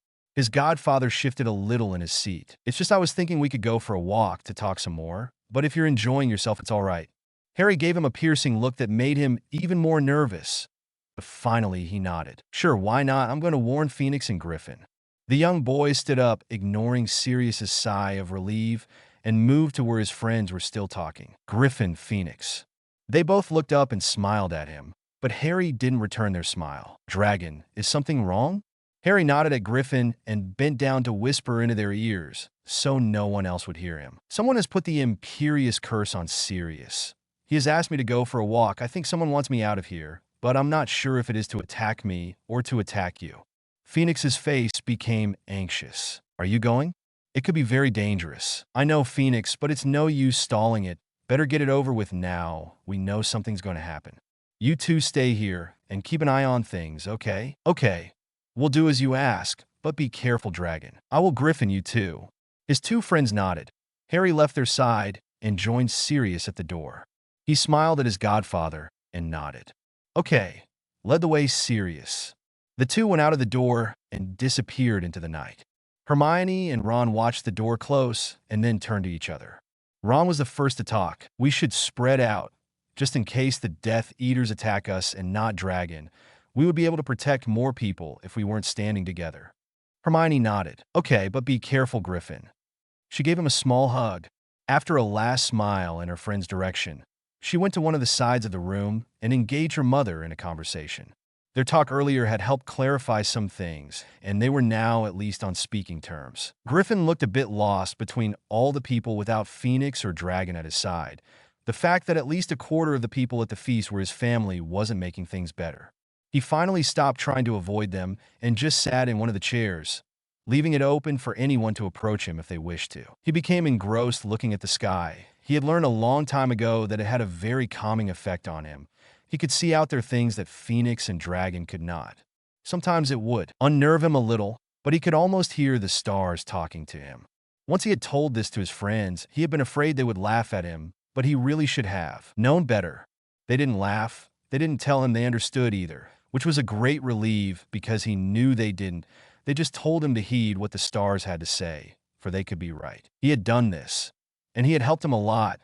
They had had a few narrow escapes from the ministry thanks to him seeing it in the stars the night before. He didn't like being called a diviner for then. He always thought about his former professor. But Hermione had said he had probably been born with the sight, and that even if it wasn't always true, he could better listen to it. A soft voice startled him out of his thoughts. "Hey, Ron." The boy turned his head towards the voice and saw his sister standing next to him. He studied her carefully, taking in all the details that had escaped him earlier. She had become much thinner than he remembered her and a lot paler. Her soft brown eyes were now too big for her thin face. Her hair hung loosely in a high ponytail, a few flocks of hair framing her face. She had grown up. She was no longer the little child he remembered. She had grown beautiful, even with the sad look in her eyes. Ginny shifted nervously at her brother's intense look. "Can I sit down?" Ron turned his head away and shrugged. Ginny sat next to him, looking at the floor. "Ron?" Griffin suppressed an annoyed sigh. It was hard enough to sit next to his sister without losing his calm facade, but talking to her. It could very easily end in a shouting match. Nevertheless, he answered, "Yes." "Do you hate us?" Now that was a good question, one Griffin had been asking himself since they had arrived. He had only one answer to it. "I'm not sure." He looked once again in the sky as if trying to get the answer from the stars. He felt Ginny's eyes on him, and he looked directly at her once again. She quickly averted her gaze and softly talked again. "I don't think you do." Ron felt some of the fire that had died a long time ago begin to roar in him. What did his baby sister know about him? She hadn't even been there for the last year. She couldn't know what he felt. With a slightly strained voice, he asked, "And why do you think that?" "Because you were here, talking to me, and you talked to Bill earlier. And you're trying not to shout at me. I can see it in your face. If you really hated us, you wouldn't be worried about shouting." Ron looked once again into the sky. She did have a valid point. He was trying very hard to repress his temper, and he wondered why. He wished with all his might to shout at the lot of them, to ask why they had betrayed him when he had done nothing to deserve it. Yet he was there, calmly having a conversation with his sister. Suddenly a vision flooded his mind. Ignoring his sister, who was talking again, he shot up and shouted to Hermione, "Phoenix, they're going to attack us. Go warn Dragon." To be continued. Attack. Disclaimer: I don't own any of the characters. The betrayal. Phoenix didn't waste a second. While all the hall looked confusedly between Griffin and her, she transformed into her Animagi form and flew out of the window to search for her friend. Ron wasn't paying attention to her anymore. He had moved to stand in front of the door, as if expecting something. Dumbledore looked at the young boy carefully. He could sense there was something wrong, but he had no idea what it was about. Yet Ron seemed to know. When he was about to ask what was going on, the doors to the Great Hall burst open. Ron didn't waste his time looking at who was coming in. He knew it were Death Eaters, probably about 30. They all had orders from Voldemort to kill everyone in that room except for Dumbledore. Ron knew this, and he was determined to not let them get away with it. With a swift motion of his hand, he sent the first batch of Death Eaters flying into the ones that came behind them, giving the professors the chance to draw their wands and join the fight. Once the Death Eaters had got up, Ron ran to them. His fists radiating with magic, he began to knock his enemies down. The way he was moving gave away that all his movements had been perfectly practiced. It seemed the boy wasn't putting any effort in the fight, and yet more and more Death Eaters were rendered unconscious. Suddenly, another vision flashed through his eyes. Without thinking twice about it, he began to run towards his mother. Just at the same time he arrived at her side, a Death Eater shouted the killing curse, freezing everyone in their tracks. Ron calmly turned around and looked at the green light speeding towards him. He braced himself for the impact. He knew it was going to hurt even if it wouldn't kill him. Harry and Sirius walked outside in silence, with the other man leading the way. Harry was deeply in thought about who could have put Sirius under the Imperius. It would have to be someone in the castle or close to it, because he was sure the curse wasn't on him that evening when they had talked in the classroom. He sure would have noticed when he had hugged him. Harry! Sirius's voice startled him out of his thoughts. Yes! The older man was now leaning against one of the sides of the castle and was looking at him with flat, dull eyes. Harry hadn't noticed his godfather stop and was now a few steps ahead. I was wondering something. Harry raised an eyebrow as to show he was listening. Sirius walked to where he was and stood there towering over him. All Dragon's instincts told him to attack the man before him, that he was a danger to him. Harry acknowledged it and tensed, waiting for the older man to make his move. I was wondering why you were siding again with us. I mean, Voldemort offers you so much, and we only give you pain. Harry fought the urge to roll his eyes. Whoever was controlling Sirius sure was doing a lousy job. Nevertheless, he continued to pretend he wasn't aware of anything. Sirius, Voldemort hates my guts. It's just a question of survival. Harry was sure he had seen a slight flash of hurt pass through his godfather's eyes before they became dull again. You mean you don't care about us? That you're only here for the protection that Dumbledore offers you? Harry shrugged. Of course, what did you think? If the only way we will be accepted back is pretending to care about you, then we'll have to maintain the act, won't we? All Harry's senses were trained to the man standing in front of him. He could feel him get ready.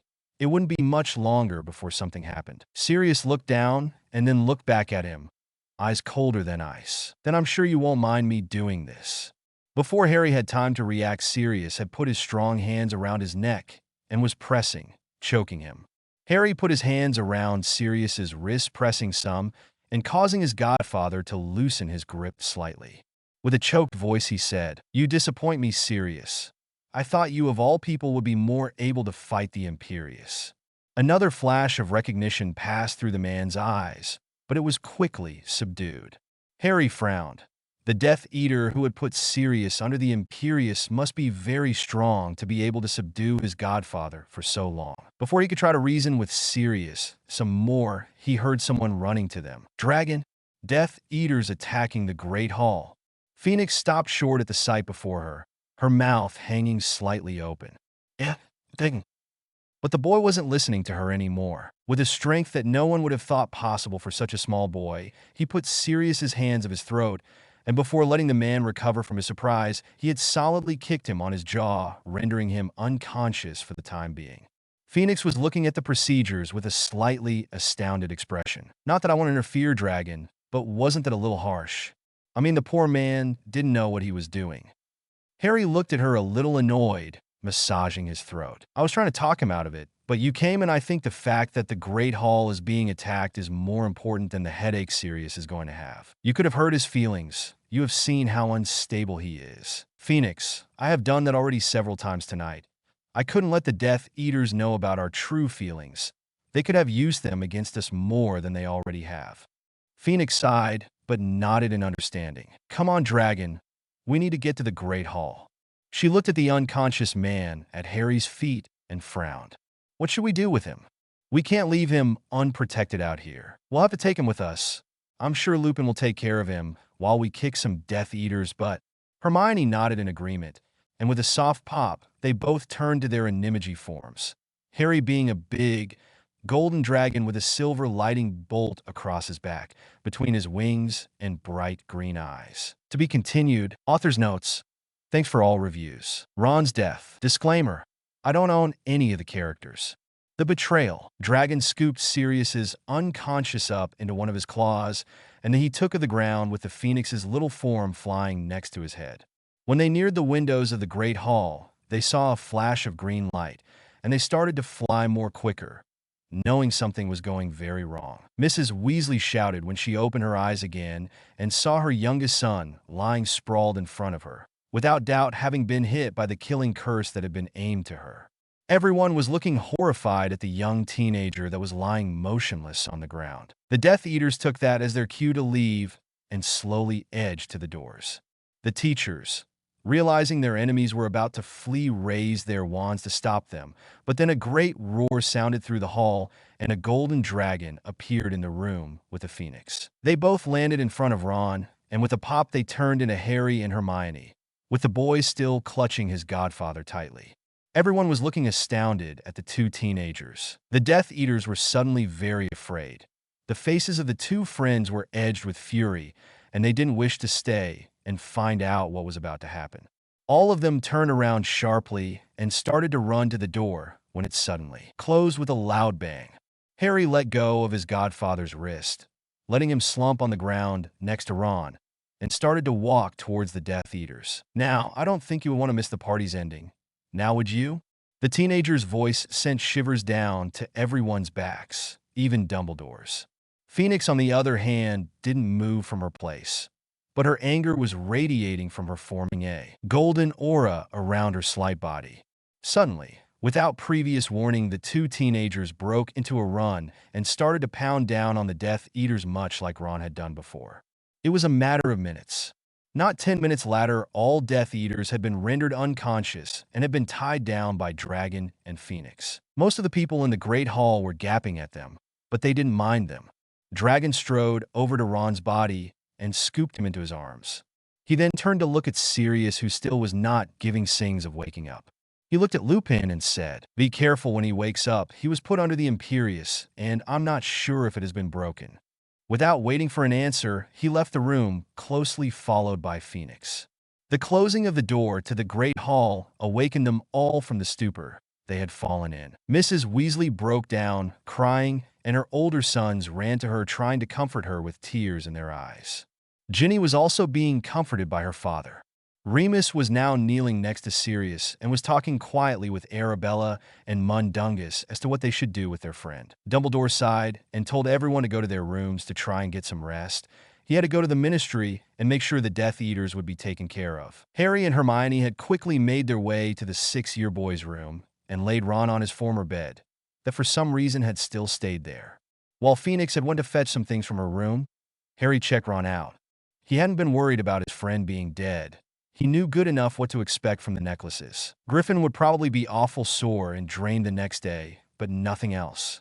After checking his friend over and seeing he didn't have any other injuries, he changed his clothes and put his PJs on. He was just tucking him in when Hermione came back, already clad in her PJs. "Is he okay?" Harry yawned and stretched. "Fine, just the usual. You're going to spend the night here?" Hermione nodded and laid down in Seamus's bed with a book on her lap. "Okay, then I'm going to change." He walked to the bathroom and took a shower, letting his muscles relax under the warm water. When he came back into the room, Phoenix was sitting next to Ron, who had woken up. They both looked up at him and smiled. "Hey, mate. Good to see you awake. How are you feeling?" Ron's voice was rough when he talked. "Like I've been run over by a train. Otherwise fine." Harry chuckled softly and sat at his friend's other side. "That's to be expected. You jumped in front of the killing curse. The Phoenix necklace can only do so much." Ron nodded and closed his eyes. "What happened after they knocked me out?" Phoenix told him what had happened, and after that they stayed in silence for a while. Finally Ron talked. "They think I'm dead, right?" His friends nodded. "Why didn't you tell them? We weren't sure what you wanted." Ron looked at Harry questioningly. "If they think you're dead, you can start a new life without them. You won't have to see them ever again. You can be in the wizarding world without having to be constantly afraid they will be looking for you. Of course, that's your choice. If you want to tell them you're alive, it's more than all right for us. But we thought you at least had to get a chance to choose." Griffin nodded in understanding and closed his eyes. He was thinking in Ginny's words. She had been right. He had been afraid to hurt her feelings by shouting that evening. Did he really want to lose his only family? Even with what they had done to him, he still loved them. He wondered if it was enough to get him to accept them back. He opened his eyes again and looked at Harry and Hermione, who were waiting patiently his answer. "I want to tell them the truth. They still are my family. I think I'm finally ready to give them a chance." Phoenix and Dragon smiled widely at him, and the girl embraced him and whispered in his ear, "I'm proud of you, Griffin." The boy smiled and then closed his eyes and drifted off to sleep. Taking his cue, Harry and Hermione went to their beds and laid down too. To be continued, author's notes. Thanks for all reviews. Sirius's breakdown. Disclaimer: I don't own any of the characters. The betrayal. When Sirius awoke, he immediately felt a pounding headache. His jaw also seemed to be hurting a lot. His thoughts about the last night were very fuzzy, and at the moment his head hurt too much to think about it. He loudly groaned and raised a hand to his head. A tentative voice called him from his side. "Sirius?"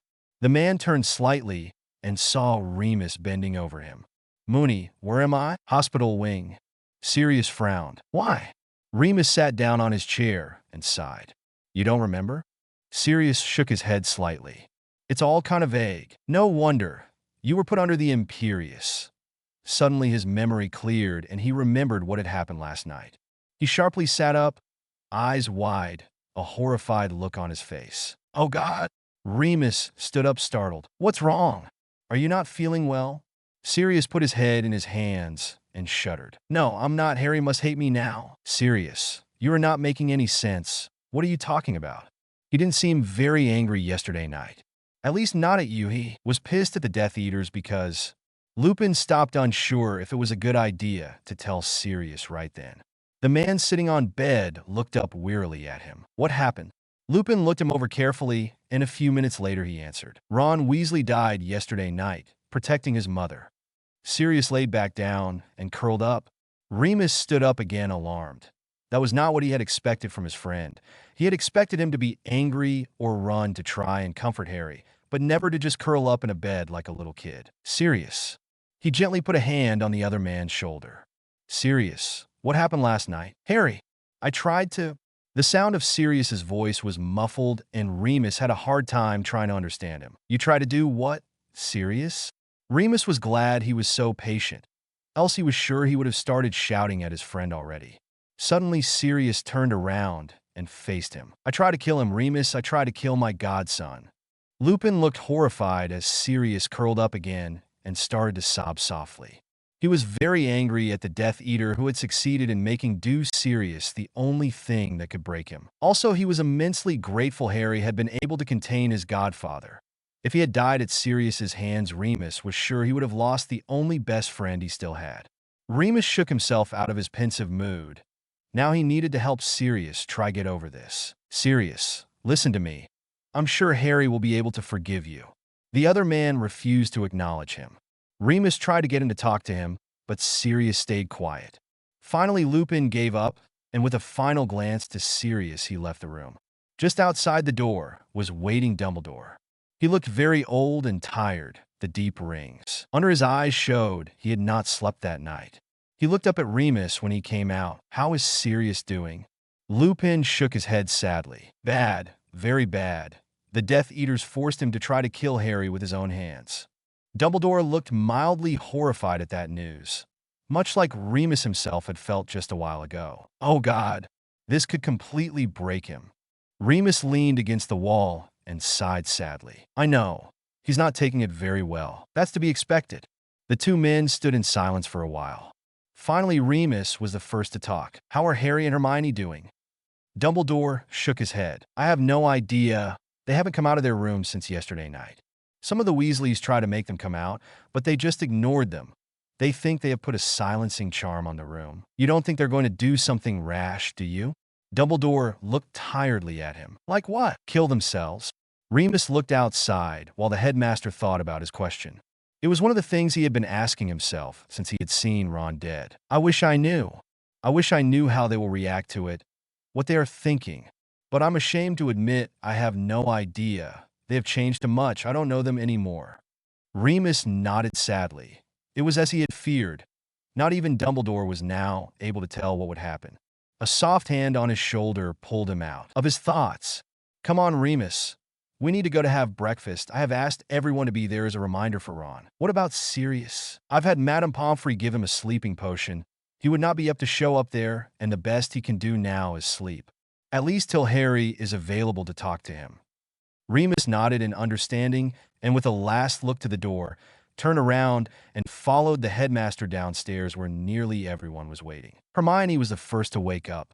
The night before they had forgotten to draw the hangings around their beds, and the morning sun had begun to shine in her face, slowly waking her up. Rubbing her eyes, she sat up and stretched her sure muscles out, looking around the room. Her friends were still sleeping peacefully, and she decided not to wake them yet. Her watch showed her it was 8 o'clock. They still had an hour before making their grand entrance in the Great Hall at breakfast.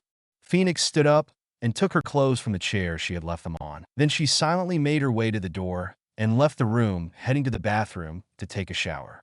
She could faintly hear voices coming from downstairs. No doubt the Weasley family hadn't got much sleep. After her shower, she dressed up in her muggle dress and leather jacket, the Phoenix necklace shining proudly on her chest, and went back to the boys' room where Harry had already woken up and dressed. "Morning, Dragon," she whispered to her friend, moving to check on Griffin.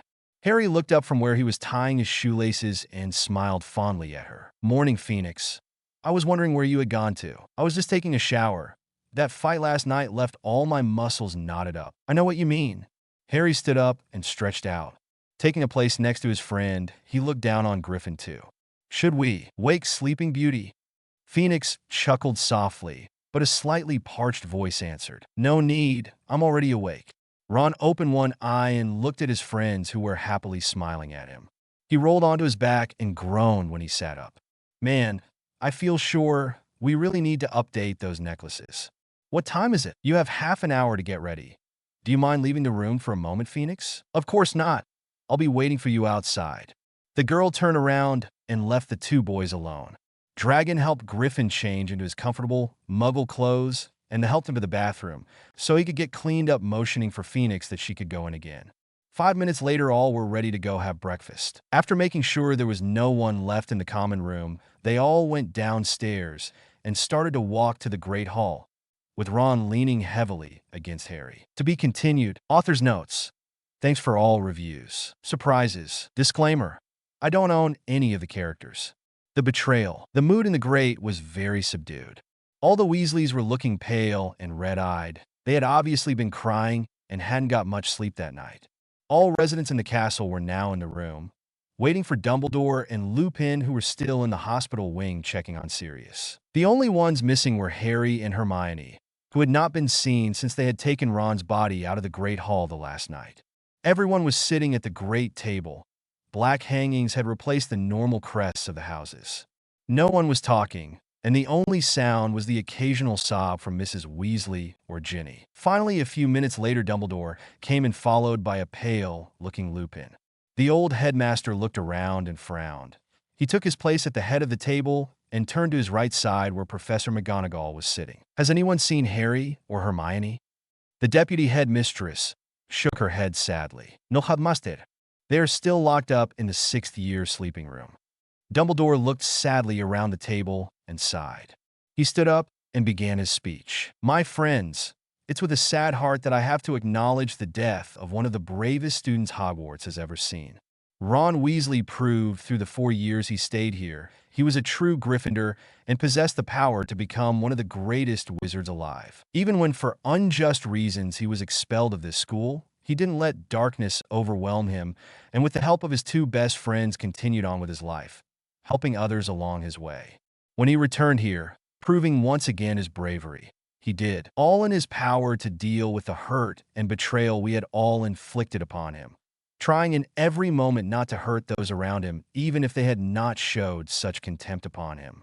Finally, last night, he bravely died protecting his mother after having battled a horde of Death Eaters on his own. Let's now remember Ron Weasley as one of the heroes who have died during this new dark age." After he finished, the headmaster sat down and looked to his empty plate. Everyone sat at the table with bowed heads. Some of them were crying. They had been all so lost in Dumbledore's words that no one had noticed the entrance of the three teenagers. They had stayed standing at the door, listening to Dumbledore with everyone else. Finally, when the silence began to become too long, Ron decided to talk. He knew Harry and Hermione were waiting for him to make the first move. "You know, that was kind of nice. Could you write it down? I'll make sure someone recites it when I die." All heads snapped up and looked at the door. Mrs. Weasley fainted right away, while Dumbledore stood up, a shocked look on his face, knocking his chair away. The rest of the teachers were gapping at him with his brothers. You know, black doesn't become this room. With a wave of his hand, he changed the room back to its normal state. The headmaster made his way to the three teenagers who were looking at all in amusement. Ron looked him right in the eyes and rose an eyebrow to him. Do I become a title or something? How about the boy who lived too? Phoenix rolled her eyes at his friend. Yeah, right, keep dreaming, Griffin. There's only one of those. Thank God, I don't know if we could survive with two dragons. Harry sighed in impatience. Do you two mind if we adjourn this discussion to the table? You're heavy, Griffin. Ron looked at his friend, who was still supporting most of his weight. I am not. Yes, you are. Without another word, Harry began to drag Ron to the table, ignoring the redhead's protests. Hermione smiled at the antics of her two friends and joined them at the still shocked table. Seeing that no one had moved to help Mrs. Weasley, who was still sprawled on the ground, she took it upon herself to take care of her. With a wave of her hand, she magicked a stretcher under the woman and turned to her friends. I'm taking her up to the hospital wing. You two behave yourselves. The two boys rolled their eyes at her and muttered, Yes, ma'am. She shook her head, laughing, and left the room, the stretcher floating behind her. While that had gone on, everyone seemed to have recovered their senses, more or less. Dumbledore was once again sitting at the head of the table, not taking his eyes from Ron. Ginny, on the other hand, suddenly flung herself onto his brother's arms and started to cry on his shoulder. With a sigh, Griffin picked Ginny up and placed her on his lap, letting her cry out. He looked around the room. The teachers were all looking wearily at him.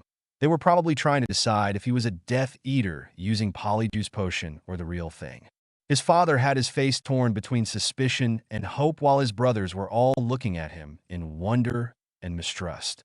Finally, Dumbledore broke the silence. I hope, Mr. Weasley, you understand our surprise and reticence at seeing you here, having just been hit by the killing curse. Ron nodded calmly. Of course, Headmaster. Okay. Then could you explain how you survived a curse that has only been survived by Mr. Potter? Griffin and Dragon exchanged looks and then looked at Phoenix, who just came into the room, a grave look on her face. Did I miss something? Harry smiled a little nervously. The headmaster wants to know how Griffin survived the killing curse. Oh, the girl took a seat next to Harry and looked at Dumbledore, fingering her necklace. Who is going to tell him? Griffin shrugged and shifted Ginny a little in his lap. I'll do it since I was the one hit. After his two friends nodded, he turned to face the teachers. Some months ago, we started to study the killing curse. We had been studying magic on our own, till then getting control over wandless magic, but soon that became kind of dull, since it is more of a practice than anything else. Through the first months, we had got a nice collection of books on magic, and we began to study them, so we could better protect ourselves if the need arose. The killing curse got our attention. Harry had survived it, so it was not unstoppable. We just had to look at a way of doing so. 2 months later, we finally came to a conclusion. All people had been looking at the wrong way. The killing curse cannot be stopped, but as it is a kind of energy, it can be transformed. We worked in a way to change the energy as soon as it touched us, and we came up with these. He motioned to the necklace Hermione was playing with. That's what we call a phoenix necklace. It takes the energy of the killing curse and transforms it in a shield that will protect you from nearly everything. The downside of the necklace is that the curse still knocks you out because it uses a big part of your own energy. To be continued. Author's notes. Thanks for all reviews. Phoenix necklace. Author's notes. Thanks for all reviews. Disclaimer. I don't own any of the characters. The betrayal. The room stayed silent after Ron finished his speech. Dumbledore was looking at the necklace pensively. Finally, he reached out a hand and said, Can I have a look at it? Harry nodded and took of his necklace. He walked up to where Dumbledore was sitting and handed him the necklace. Here you go, sir. The moment the necklace touched Dumbledore's hand, the old wizard gasped in surprise, nearly dropping it. Everyone looked at him alarmed, but the headmaster ignored them. He took a closer look at it and saw what seemed like fire inside the necklace. He could easily feel the great power emanating from the small object. It's incredible. This little necklace holds a great amount of magic. It's nearly like a wand. Harry laughed a little, embraced, and looked at his friends, who were also nervously shifting. Actually, you have nearly got it right. The old headmaster looked at him questioningly. Inside the necklace are the ashes of our wands. We kept the parts, well, properly cremated, they can still be used. It's now more of a catalyst of our powers. It amplifies them. Incredible. You can't do magic without them. Harry shook his head and stretched his hand to his glass, willing it to appear in his hand. It probably did so. We can still do magic. The necklace just makes it easier and more powerful. I see. The headmaster handed the necklace back to Harry, who promptly put it around his neck again and went to sit next to his friends. I've seen a fire inside the necklace. What is it? And what's the material you have used to do the necklace? I don't think I recognize it. Hermione took a sip from her cup and talked. What is inside is actually a little of the fire of a phoenix, frozen by Griffin's blood. It's what actually makes the energy change.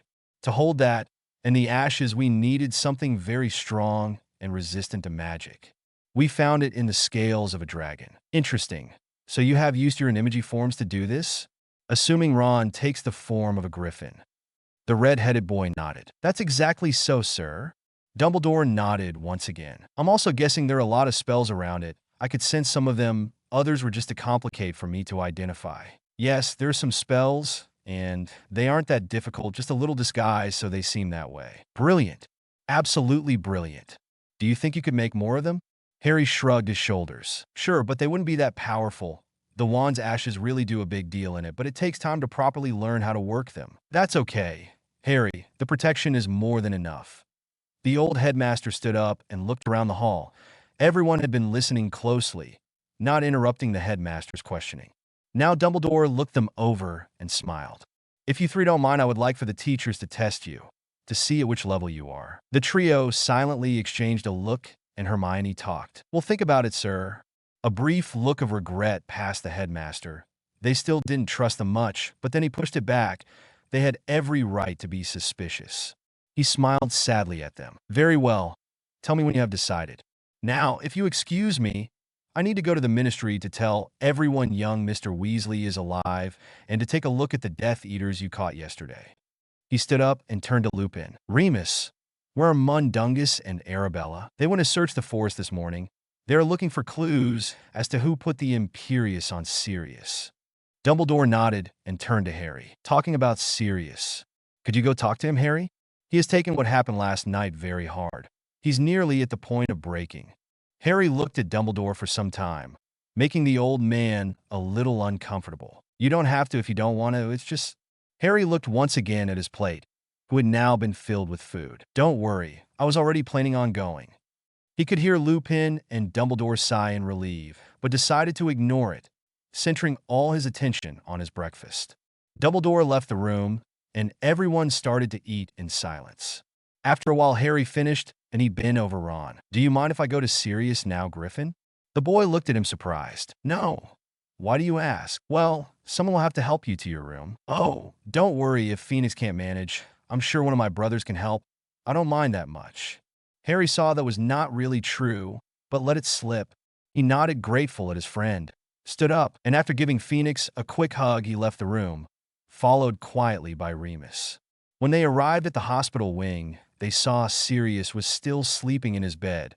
On the other laid Mrs. Weasley with Madame Pomfrey fussing over her. The nurse looked up when they entered and smiled a little nervously at Harry.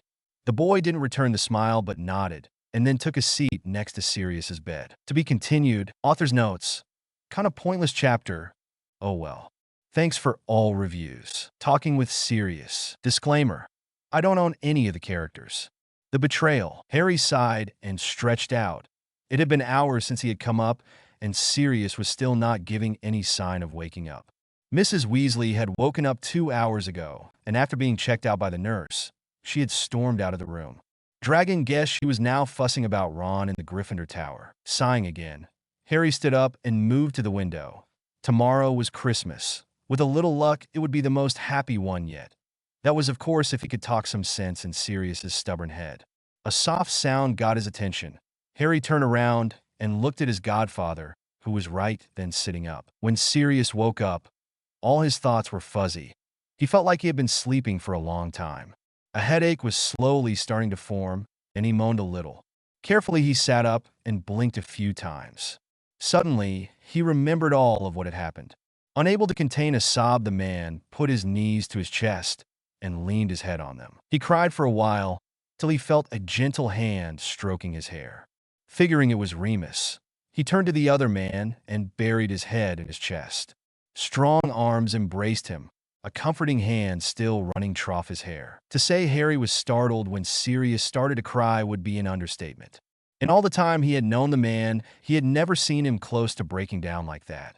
In that single moment, he realized just how much his godfather must care about him. Softly, he approached the bed. He was not really sure what he could do to calm his godfather down. After all, no one had ever comforted him. Between Ron, Hermione, and him, they usually hugged each other, but Harry didn't think that to be such a good idea right now. Finally, Dragon settled into just stroking his godfather's hair. He was once again surprised when Sirius turned around and buried his head in his chest. Seeing he couldn't do anything else, Harry put his arms around the much bigger man, still trying to get him to calm down. He thought about saying something comforting, but then realized Sirius probably didn't know it was him holding him. He probably thought Harry was Lupin. They stayed that way for a long time, till Sirius finally just leaned against Harry. Harry, even if Sirius had stopped crying, didn't pull away, waiting for the other man to make the first movement. Sirius sighed happily. He felt good in Moony's arms. He could clearly sense the love and concern radiating from them, and was glad his friend wasn't pulling back yet, letting him time to gather himself together. Finally, what must have been nearly half an hour later, Sirius sat up, suddenly feeling a little embarrassed by his breakdown. Not looking at his friend, he mumbled, "Sorry about that." A completely unexpected voice answered him gently. "That's all right." Sirius felt all color withdrawn from his face. Slowly, he looked up and saw the calm face of his godson staring concerned at him. "How are you feeling?" "I'm very sorry I had to punch you, but Ron needed our help." Sirius was now gaping at him. He felt very confused. Harry was there. Harry had comforted him even if he had tried to kill him yesterday, and now the boy was apologizing to him for defending himself from him? Sirius shook his head. That didn't make any sense. "Sirius, are you feeling all right?" "I think so. I'm just confused and have a killer headache." Harry grimaced. "That's my fault. I'll go see if Madame Pomfrey can give you something." Before he had done 2 steps to the nurse's office, a hand grabbed his wrist. Looking around, he saw Sirius looking at him with pleading eyes. "Please stay." "Sirius, I'm just going over there. I'll be right back." The man shook his head and tightened his grip on the boy's wrist. Harry sighed. "Oh, okay." He moved back to the bed and sat down at the foot of the bed. "Harry." The boy looked him over carefully. "Yes, I don't understand." Harry smiled slightly. "What is it you don't understand, Sirius?" "You should hate me." Sirius's voice was certain and flat. "Why?" The man looked surprised at the calm question and frowned. "I tried to kill you." Harry shrugged his shoulders. "You were under the Imperius. You weren't in control of what you were doing. You shouldn't blame yourself for something a Death Eater made you do." "That's not the point. I tried to hurt you. You still have my handprints on your neck." Harry looked somewhat surprised by that. He moved a hand on his neck and winced a little when he felt the bruise. "Oh, I hadn't even noticed. I'll have Phoenix do something about it. She's really good about healing magic." Now look serious. "I'm not blaming you for anything that happened yesterday. When I went out with you, I already knew you were under the Imperius." Sirius's eyes became big. "You knew?" "Sure, it was easy to spot. And if you don't believe me, you can ask Hermione or Ron. I told them before I went out with you." Sirius frowned. "Whatever possessed you to go out with me if you knew about the Imperius?" "I figured someone wanted to attack us, and I prefer to get it over with rather than be caught unprepared. So if you have to blame someone, you can blame the Death Eater or me." Sirius didn't say anything for some time, debating if Harry was telling the truth, and he really wasn't to blame. Finally, he leaned back, closed his eyes, and nodded his head in acceptance. Harry saw it and barely was able to suppress a sigh of relief. Then Sirius frowned again and looked concerned at Harry. Harry rose an eyebrow. "What's wrong now? Are you all right? How are you holding up?" Looking confused at his godfather, he was only able to mutter, "Ah." Sirius looked him over carefully. "Moony told me this morning Ron died last night." Harry's face cleared up in understanding, and he smiled gently at Sirius. "I'm fine, so is Ron. It's a long story." Sirius sat up and pulled some pillows under his back, grimacing a little at his headache. "Okay, I'm ready to hear it." But Harry shook his head. "Not till you have got something for that headache." Harry stood up, and this time went all the way to Madame Pomfrey's office. Sirius looked at him thoughtfully. The boy had changed, but somewhere in there he still was the same Harry. He smiled softly. He really was lucky to have Harry. He was an amazing boy. Dragon returned and saw his godfather smiling. "What are you smiling at?" "Oh, nothing. Am I not allowed to smile?" Harry shrugged his shoulders and handed him a goblet. "Here you go. You have to drink all of it up." "Sure, Mom." Before Harry had the chance to reply, Sirius had drunk up all the potion and was grimacing at the bitter taste of the potion. Harry laughed softly at his godfather's face. "Is it that bad?" "Ugh, don't ask." He put the goblet down and leaned into the pillows. "Okay, now I want a story." Harry laughed some more, but obliged, and began to tell how Ron had survived. They were both so engrossed in Harry's tale that they didn't notice Dumbledore come in. He looked at them for a while, a soft smile on his lips, and then silently left the room, leaving them alone once again. Lupin was waiting for him outside, looking anxiously at the door. After Dumbledore had closed the door silently, the werewolf approached him. "How's Sirius doing?" The headmaster smiled reassuringly. "As far as I can tell, he's doing all right. Harry and him were talking, so I guess they have sorted things out." Remus sighed in relief and smiled. About time things started to work out. The headmaster patted him on the shoulder, and they left together. To be continued. Author's notes. Thanks for all reviews. The Potion, Misunderstandings. Disclaimer: I don't own any of the characters. The Betrayal. Sirius and Harry were talking about Quidditch when Hermione stormed in, a big smile on her face. "Hello, Sirius. Excuse us a moment." Without waiting for an answer, she dragged Harry from the bed and to a corner of the room, leaving a surprised Sirius lying in the bed. "Phoenix? What happened? I think we got it." Harry looked at her confused for a moment before his eyes brightened up in understanding. "You mean it?" Hermione nodded happily. "Ron has started making it. Can you come?" Harry's face darkened, and he glanced at Sirius, who was still looking at them. "Is it really necessary right now?" "I don't think it would be a great idea for me to leave right now. He has taken it very hard." Hermione nodded in understanding. "Okay, but come as soon as you can. We are in the dungeons." Harry nodded and watched her go out again. He turned around and went to sit on the bed again. "Is something wrong, Harry?" The boy smiled reassuringly at him and shook his head. "No, everything's fine. She just found out something she had been working on for a while and wanted to tell me." Sirius's face cleared up and smiled gently at his godson. "I see she hasn't changed much." Harry laughed. "Oh, she has, just not in her work." They talked a while longer till Madame Pomfrey came in saying Sirius needed to rest. Harry nodded but stayed till Sirius fell to sleep. Quickly he made his way to the dungeons, an excited feeling settling in the pit of his stomach. He just arrived at the room where Hermione and Ron were when he heard a cry. Quickly he opened the door, and the first thing he noticed is a little rat trying to scurry out of the room. Quickly he picked the little animal up and looked at it closely. It was marked with a little phoenix, meaning it was one of the animals they used to do tests. Looking up, he saw his two friends hugging, with large grins on their faces. Silently, he closed the door and walked towards them, noticing a cauldron with a silvery substance in it. Phoenix noticed him and grinned. "We did it!" She launched herself into his arms and started to giggle. "After so many months, we did it." Harry slowly began to smile. "Are you sure?" Ron approached them and nodded. "Yup. In fact, that little guy you're holding is our first success." Dragon stepped away from Phoenix and examined the rat closely. It seemed to be in perfect health, skirming between his fingers. "I can't believe it. Is he all right? I mean, there are no side effects, are there?" Phoenix shook her head. "Of course not. You know it as good as we do. That's one of the reasons it took us so long." There was silence for a few minutes. Then Harry spoke softly. "Now what? Are we ready to test it with humans?" Hermione nodded. "Yes, Harry, it's ready." After a moment, she asked in a soft voice, "Are you sure about this?" Harry bit his lip, but nodded. "Yes, I want to try it. Not only for me, but also for Sirius and Remus." His friends nodded in understanding. Ron grinned and slapped him on the shoulder. "I guess it will make up for Sirius and Remus's Christmas present, because those things you bought for them in Hogsmeade aren't really all that good." Harry looked at him a little embarrassed. "Look who's talking. You were the one who wanted to buy your mother a dung bomb." Ron laughed, remembering Hermione's and Harry's reaction that day. They had made it very clear they wouldn't let him give a dung boom to his mother. how angry he had been at her at that moment. Hermione had picked up some nice flowers from a store, which Ron was grateful. It wasn't a great gift, but it certainly was nicer than the prank. Hermione shook her head at the two and turned their attention to her. If we are going to do this as a Christmas present, we'll have to do it tonight. We don't know how long it will take for the potion to take effect for people who have been frozen for so long. The boys nodded.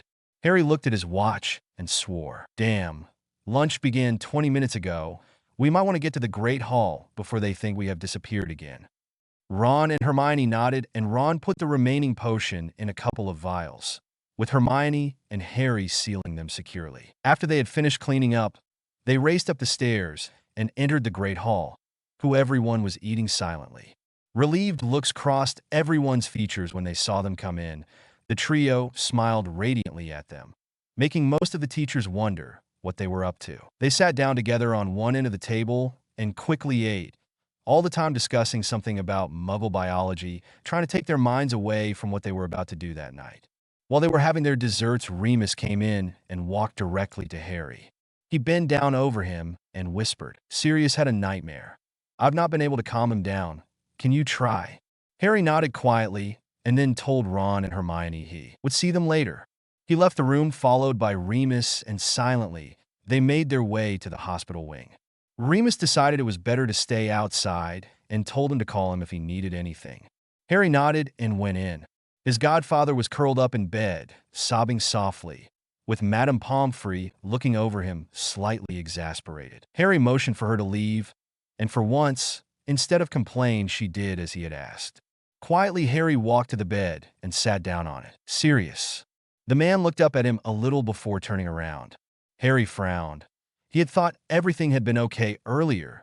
It seemed he had been wrong. There was something else bothering his godfather.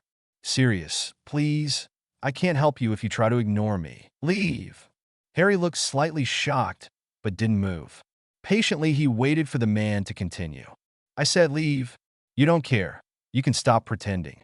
Harry was now utterly confused. "I have not the slightest clue about what you're talking about." "Of course I care, and I'm not pretending. You're lying." Harry sighed in frustration. "I'm most certainly not lying. And before you say something you'll regret, can you tell me what this is about?" Sirius stayed silent for a while. Harry's patience was wearing thin when his godfather finally talked. "Yesterday, you told me all this was only an act, that you only pretended to care because of Dumbledore's protection." Harry narrowed his eyes. He remembered it now. "Sirius, you are sometimes so dense." "Yes, I said that, but it was a lie. I couldn't let the Death Eaters know we care about you. It would have put you all in danger." After a moment's silence, Sirius answered in a subdued voice, "I don't believe you." Harry gritted his teeth in annoyance. He stood up and started to walk to the door. If he stayed much longer, he would have said or done something harsh. When he arrived at the door, he stopped and silently looked at the crying figure. "You are free to believe what you wish, Mr. Black, but know that nor my friends, nor I need Dumbledore's protection anymore. We have strong enough powers to survive on our own. Now I'll leave you alone. Good evening, sir." Without another word, Harry walked out of the room, leaving a shocked Sirius behind. Never had Harry talked to him that way, and he slowly realized that he had done a huge mistake. In his pain, he had pushed Harry away. Quickly, the man stood up and dressed in some robes he had found laying on a chair. With quick steps, he rushed out of the room, nearly sending Remus to the ground. "Sorry, Moony. Have you seen Harry?" The werewolf nodded, a little uncertain. "Yes, he seemed very upset. Why? Is something wrong?" "Yes. Where did he go to?" Remus pointed a direction, and Sirius didn't waste his time following it. "Padfoot, wait." Remus stormed after him, trying to get out of him what was wrong. Sirius ignored him and looked around frustrated. He knew there was no chance in finding Harry that way. With a sudden inspiration, he stormed to his room, Remus still following him closely. Once there, he took a piece of parchment and muttered, "I solemnly swear I'm up to no good." The Marauder's map appeared, and he began to look around it for a sign of his godson. His heart dropped when he didn't see him. As a matter of fact, Hermione and Ron weren't there either. Lowering the map, he sat on the bed, a defeated look on his face. "He's gone, Moony. This time I've lost him." To be continued. Author's notes. Thanks for all reviews. James. Disclaimer. I don't own any of the characters. The betrayal. After having stormed out of the hospital wing, Harry went to look for Ron and Hermione, knowing he needed to leave the castle for a few hours in order to calm down. He quickly made his way into the Gryffindor common room and watched with a little amusement as Mrs. Weasley fussed over her son. Griffin wore an annoyed look that cleared up as soon as he saw Harry. "Dragon, was everything all right with Sirius?" Harry's face darkened and he scowled. "No, we got into a fight again. I don't want to talk about it. Could we go now, please?" His friends nodded and stood up. The common room had become deathly silent. Hermione noticed this and smiled as reassuringly as possible at her parents and at the Weasleys. "Don't worry. We promise we'll be back tomorrow. We just need to do something." They all nodded and the three teenagers left. Harry hurried them along, wanting to be out. Once they walked out of the Hogwarts grounds, they went to Hogsmeade for a while, knowing they couldn't do what they intended while everyone was still up. Several hours later, the trio apparat to the graveyard where Harry's parents were buried. They were relieved to see no one was around. It would have been difficult to explain their presence. Silently, they walked around looking for the graves till Hermione glimpsed them at one secluded side of the graveyard. Motioning to their two friends, she started to walk towards there. Obviously, someone had been taking care about them. They were full of flowers and clean. They looked at the graves for a while, paying their respects to them. Then Harry slowly rose a hand, and with a flick of his wrist, the two stones covering the graves had disappeared and the earth had been removed. Two bodies floated out of the holes. They were without doubt the ones they had been looking for. Harry floated them to the ground, and the three bent over them. Hermione took out one of the vials that held the silver potion and dumped it through the throat of the woman, while Ron did the same with the man. Just as they stood up, the two bodies began to breath again. Silently, the teenagers waited for any signs of awakening, but there were not. Finally, Hermione sighed. "We should go. It's no use staying here. We have no idea when they will wake up." Dragon nodded and bent down to pick up his mother, while Griffin did the same with his father. Hermione covered the graves up again, and the three disapparated. Quickly, they made their way back to the Gryffindor Tower. Passing an empty classroom, Dragon saw Sirius sitting on the desk, sleeping soundly. He debated with himself what to do, but finally he sighed, gave his mother to Hermione, and motioned for his friends to keep going to the tower. Nodding and understanding, they did as he had asked and disappeared around the corner. Harry sighed, slightly annoyed, and entered the room. Carefully, he levitated his godfather out of his seat and began to float him back to the hospital wing. He was putting him in bed when Madame Pomfrey entered. "Oh, Harry, I thought you had left." Harry looked at her slightly irritated. "Phoenix, Griffin and I had something to do." "What was he doing out of the hospital wing?" "I thought you wanted him here till tomorrow." The nurse shrugged, starting to check out her patient. "He wanted to look after you." Harry cursed. "Damn, why did he want to see me?" "I have no idea, Harry. Remus told me he thought he wanted to apologize because you got in a fight, but that he couldn't find you. I asked Remus to bring him here, but he said Sirius refused." Harry frowned and sighed. "I need to go. Will you call me when he wakes up?" "Certainly, dear. Go sleep now. You don't look so good." Harry smirked quietly to himself. He was sure he wasn't going to sleep anytime soon. The Gryffindor Tower was quiet. Everyone had seemingly gone to sleep early, seeing as the next day was Christmas. Harry slipped up the stairs and into the sixth-year bedroom, where Ron and Hermione were waiting with the unconscious forms of his parents. "Hey!" Both teenagers looked at him and smiled. "Still no change?" They shook their heads, and Harry sat down on his bed and stretched out. "Dragon?" "Yes, Phoenix. How's Sirius doing?" Harry shrugged. "I'm not sure. He went looking for me, but we had already left. I don't think he took it very well." "Things don't seem to work out for you, Dragon. Does that surprise you?" "They never do." His friends looked sadly at him, but he brushed their looks off. "At least this seems to be working." Griffin and Phoenix nodded and looked back at the beds holding the Potters. It was nearly 4 in the morning when James began to give signs of gaining consciousness. Griffin had just returned from the kitchens with 3 mugs of strong coffee when the raven-haired man blinked. Hermione was at his side in an instant. She began to check him out while the man slowly awakened. James didn't know what to think at. First, he could feel gentle hands checking his pulse, but he couldn't bring himself to fully open his eyes. He was trying to remember where he was and what had happened. His mind seemed to be very drowsy, as if waking from a long sleep. Carefully, he tried to get up, but gentle hands restrained him and a soft, feminine voice told him to stay still. After a while, the hands that had been checking him out left his body and a cup was pressed against his lips. Seeing he didn't have much of a choice, he drank the contents of the cup. Immediately, he felt much better. His thoughts cleared up and he could open his eyes. Now he remembered Voldemort had attacked them. Then he frowned. He was pretty sure he had been hit by the killing curse, but he didn't feel dead, at least he thought so. The frown deepened when he recognized the place he was. He was lying on a bed in the Gryffinder's tower. Once again, he tried to sit up, and this time the hands didn't restrain him, but actually helped him settle into a big pillow that had appeared behind him. He looked up at the person who was helping him and was quite startled to see it was just a teenager. Hello." His voice was dry, as if he hadn't used it for a long time. The girl at his side handed him a cool cup with water that shoot his throat. Finally, after he had drunk 2 full cups, he looked at the girl again. "Hello." This time the girl smiled gently at him and took the cup. "Hello, Mr. Potter. How are you feeling?" "Fine, a little strange, but fine."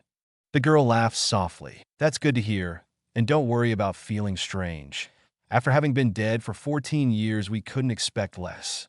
James gaped at her and sank back into his pillows. 14 years? Yes, it has been that long since Voldemort attacked and killed you and your wife. She's on the other bed. By the way, we expect her to wake up shortly. James looked at the other bed and indeed saw Lily, sleeping peacefully in it. He was happy to know he was back alive and that she was too, but a sudden fear ran through his body. What about Harry?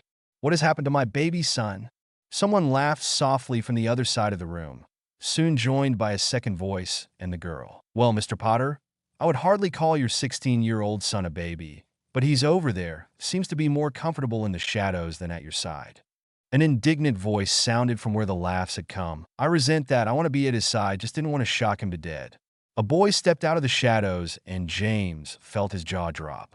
The boy approaching the bed looked just like him.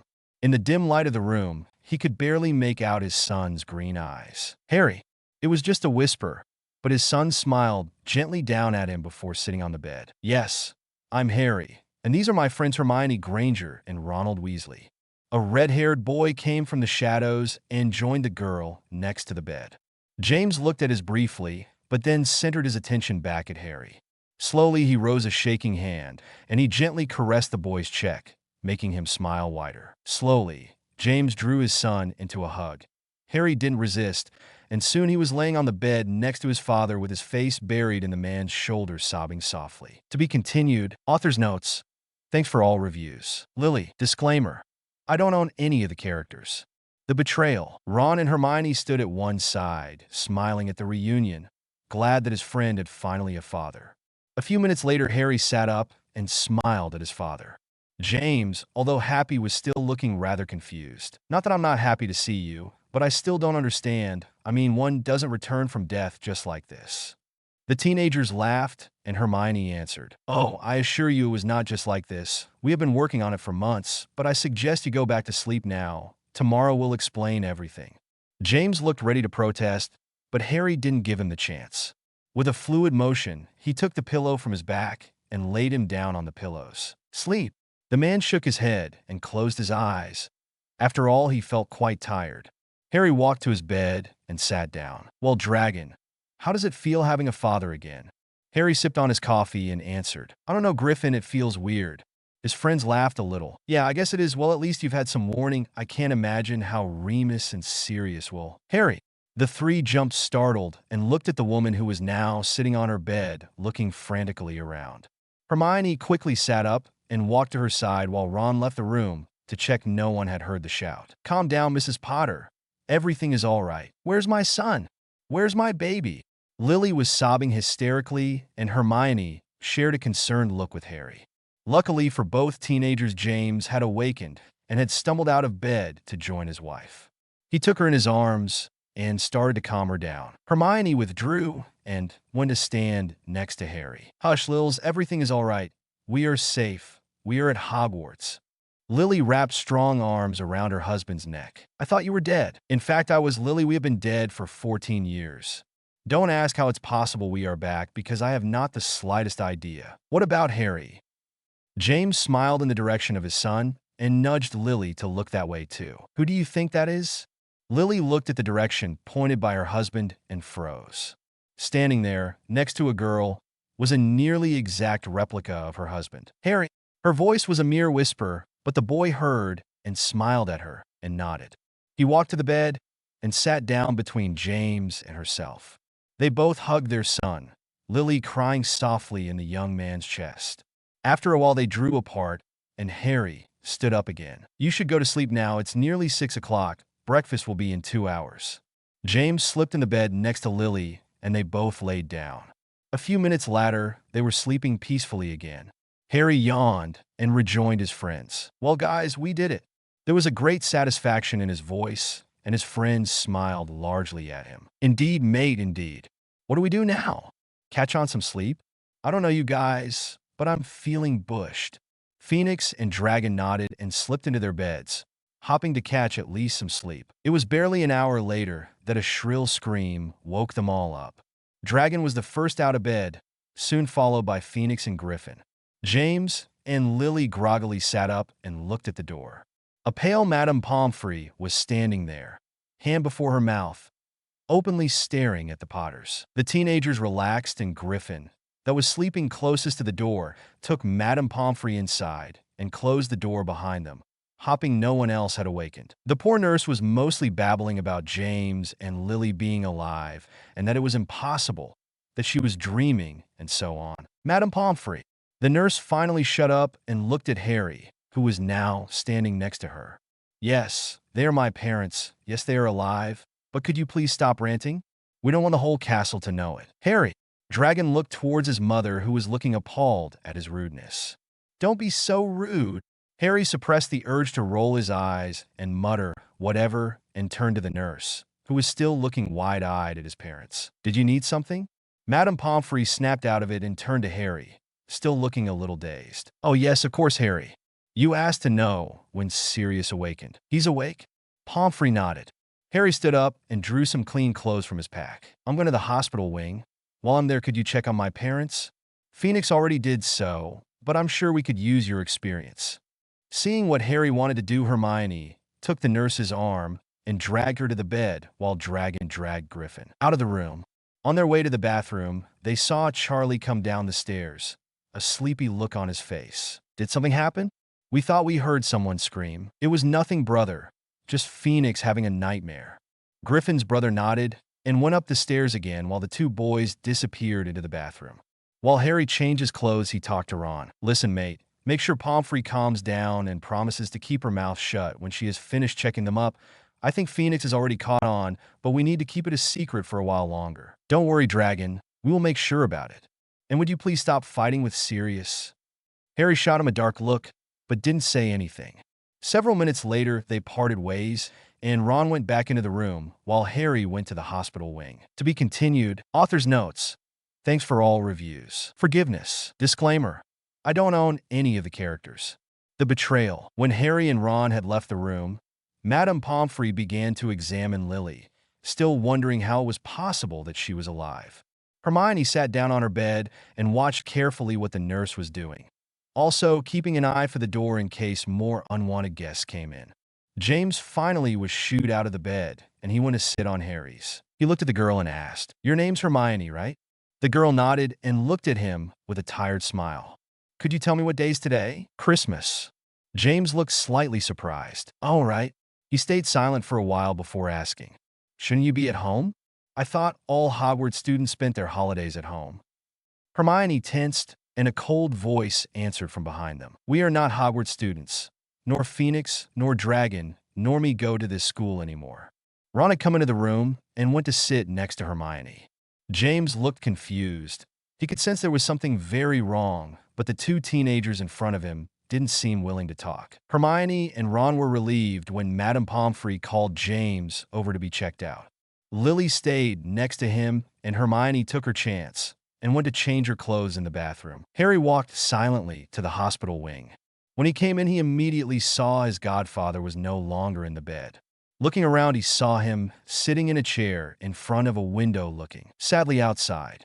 With a few steps, he went to stand behind him, Neither said anything for a while till finally Sirius talked. Madame Pomfrey told me you brought me here yesterday night. Harry nodded. Yes, I did. Thank you. You're welcome. They stayed in silence for a while longer. Harry was getting nervous and began to wonder if it wouldn't be better if he left. Sirius's voice pulled him out of his thoughts. I'm sorry about yesterday, Harry. It seems I can't do a good job about being a godfather. It's okay. You're doing a great job. Sirius let out a dry laugh. You know that's not true. It's the third time I've had to ask for forgiveness in 2 days. You would probably be better off without me. I'm just ruining your life. Forget it. Sirius was startled at the anger in the boy's voice. He turned around and saw Harry looking at him with a half-angry, half-disappointed look. I won't allow you to leave me now, Sirius. You're my godfather, and I love you no matter what. Why the bloody hell do you think I'm here? It was certainly not to see Dumbledore again. Besides, most of this isn't even your fault, and I'm disappointed you want to chicken out of this now things are a little strained between us. Sirius looked down ashamed. The boy was right, of course. I'm sore. A soft yet firm hand clamped around his mouth. It's okay, Sirius. Let's stop this. It's only bringing us pain. I want to be able to spend Christmas with you. Please. Sirius took the hand away, stood up, and took Harry in his arms, letting the young boy rest his head against his chest. For the first time he got a good look at Harry and saw his ashen face and the dark rings under his eyes. He took the boy's face in his hand and lifted it so he could look him in the eye. Harry, what's wrong? Are you feeling ill? You look awful. Harry laughed softly and shook his head slightly. I'm fine, just tired. I didn't get much sleep last night. Sirius narrowed his eyes and dragged Harry over to one of the beds. You're going to sleep now. Sirius. It's all right, really? Besides, it's Christmas. I'm not going to waste it sleeping. Sirius looked at him seriously. I promise I'll wake you for breakfast, Harry. I just want you to rest for a while. You really don't look that good. Finally, Harry gave in and laid down. He fell asleep a few moments later under Sirius's watchful eye. When Madame Pomfrey finished, she looked at Ron and Hermione, who were talking quietly at one side of the room. They looked up when they sensed her stare. Yes? Are they all right? They are fine, Miss Granger. I have no idea how you did it, but they are as well as they were 14 years ago. Does the headmaster know? He will know as soon as everyone else. So if you please could hold your mouth shut, it will be greatly appreciated. Madame Pomfrey narrowed her eyes at the boy's tone of voice, but didn't say anything much to James and Lily's surprise. I won't tell anyone for now, but don't take too long in telling the headmaster. She turned to the Potters and smiled. I'm very glad to see you alive, my dears. I need to go now. I'll see you later. She turned once again to Ron and Hermione. I'll see you later too, Miss Granger, Mr. Weasley. They nodded to her, and she left the room. Do you think she will keep shut, Phoenix? Probably. I don't think she wants to cross us for now. Ron nodded and looked at the Potters who were looking at them, slightly surprised. Don't you think you were a little rude? I don't understand why she accepted it. She usually had a very bad temper. Oh, she still has it. Don't worry about it, Mrs. Potter. We are not on very good terms with most of the Hogwarts staff. Most? Phoenix, that's an understatement. Oh, shut it, Griffin. Do you want to talk about it? The two teenagers shook their heads at James, and Ron took 2 robes from one of the trunks. Don't worry about it, Mr. Potter. For now, we need to go to breakfast, and hope not too many people faint. He tossed the robes to the pair and took Phoenix's hand, leading her out of the room. We'll be waiting for you outside to escort you down. And they left the room. To be continued. Disclaimer. Thanks for all reviews. Mooney and Patfoot meet Prongs and Lily. Disclaimer. I don't own any of the characters. The betrayal. Harry was shaken awake by his godfather a while later. The short rest had done him good, and he now felt refreshed. He smiled up to his godfather, who still had a concerned look on his face. Are you sure you don't want to stay and sleep some more? You still look awfully tired. Harry shook his head and sat up on his bed. From a corner of his eye, he saw Madame Pomfrey come in, still a slightly dazed look on her face. Harry. The boy turned his attention back to the man. Sorry, what did you say? Sirius sighed. Just that breakfast starts in 10 minutes. We should be going. Harry nodded and sprang out of bed. He passed a hand through his clothes, straightening them out, and then nodded to Sirius, letting him know he was ready to go. They were nearing the Great Hall when Harry heard footsteps approaching them from one of the halls. He looked and saw Hermione, Ron, and his parents walking towards them. The 3 teenagers tensed slightly, but it was too late to rectify. The adults had already seen each other. Harry felt Sirius start to tremble next to him and take a step back. James and Lily were looking a little surprised at the reaction of the man. There was something familiar in him. James titled his head to his side, and then a look of recognition crossed his face. In a soft breath, he said one word, "Padfoot." Sirius took another step back, shaking his head, but a soft hand on his arm stopped him. He turned his head to Harry, who was smiling slightly at him. "It's okay, Sirius. It's really them." Sirius looked back at James, and suddenly his eyes filled with tears. "Prongs, Lily." In a few steps, James was in front of him, and they melted in a brotherly hug, Sirius burying his head in his best friend's shoulder. Lily then approached the two men, and she slid her arms around Sirius's waist. Sirius passed an arm around her shoulder, including her in the hug. Harry moved to where Ron and Hermione were standing, soft smiles on their faces, giving the three adults some quiet time together. "Hey guys, I'm gonna get Remus. I think he has a right to be here now with them. Wait till I come back, okay?" Ron and Hermione nodded, and Harry walked towards the Great Hall. When he went in, he saw nearly everyone was there already. He smiled slightly at the Weasley family. "Merry Christmas, everyone." Most people answered him the same way and smiled at him. The headmaster then spoke. "Where are Ron, Hermione, and Sirius? They will be here shortly, but if you don't mind, I would like for Remus to come with me for a moment." The werewolf looked surprised, but stood up. "Is there something wrong?" Harry's smile widened, but he shook his head. "Nothing's wrong. We could call it a Christmas present for you." Harry looked slightly at Madame Pomfrey, who was smiling, and then took Remus's arm. "Come on." The two left the room, leaving the people there slightly surprised. Harry didn't remove his hand from Remus's arm and lead him to where he had left his friends. When he arrived, he saw Sirius was now holding his mother in a death grip, and his father was standing a little apart, smiling at them. James turned when he heard footsteps approaching, and his eyes widened in recognition when he saw the man walking next to his son. Remus had paled immediately, but he didn't have much time to consider what he was seeing. With a cry of Mooney, James put his arms around his stunned friend and helped him close. Once that had happened, Remus's reticence in believing what he was seeing disappeared, and he returned the hug full force. Sirius and Lily had parted and were now looking at the other two men. James stepped aside after a while and let his wife embrace Remus. The children were patiently waiting for the hugs to finish, calmly giving the adults time to compose themselves. Finally, Lily and Remus parted, and Sirius broke the silence. "I don't understand. It's impossible. How can you be alive?" James shrugged his shoulder and looked at his son, who was looking at them with a slight smile on his lips. "I have not the faintest idea, Padfoot. The last things I know are Voldemort attacking us, a rush of green light, and then waking up here at Hogwarts. Although I know for a fact that my son and his friends had something to do with it. James, dear, I think that something to do with it is an understatement. I'm sure they have all to do with it."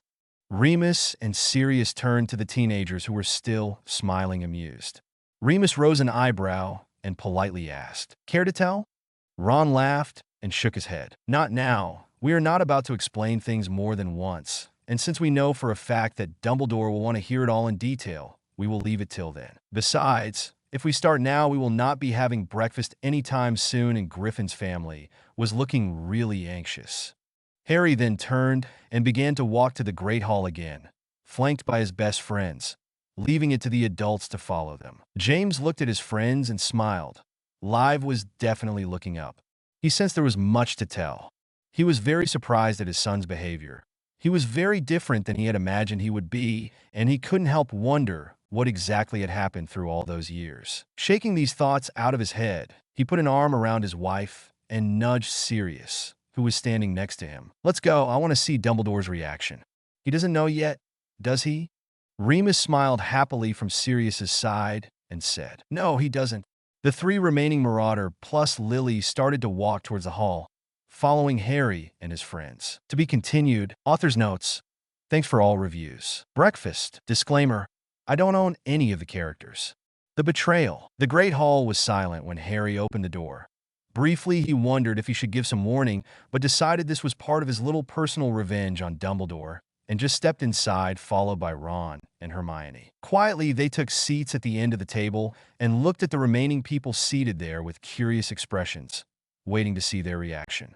Finally, the door opened again, and Harry turned slightly to see a beaming Sirius coming in with Remus at one side and James at his other.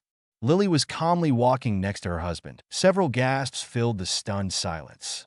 A loud thud announced Snape had fallen on the floor. For a few moments, there was no other reaction. Harry was really enjoying the sight of Dumbledore's astonished face.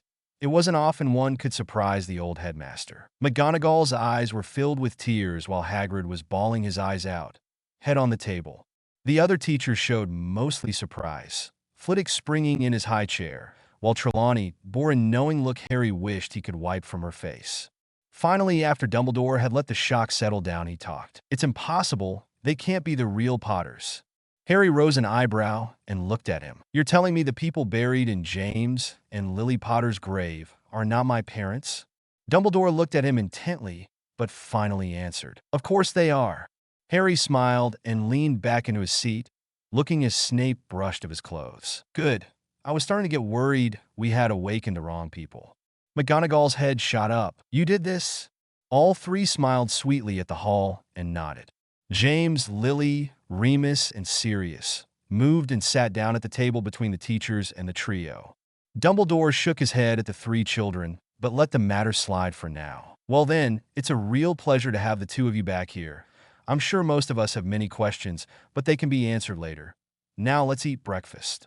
Everyone nodded, and they did as the headmaster said, continually shooting wondering looks at the Potters and at the trio. Sirius was chatting happily with James and Remus, but could not help but wonder how much James knew about what had happened.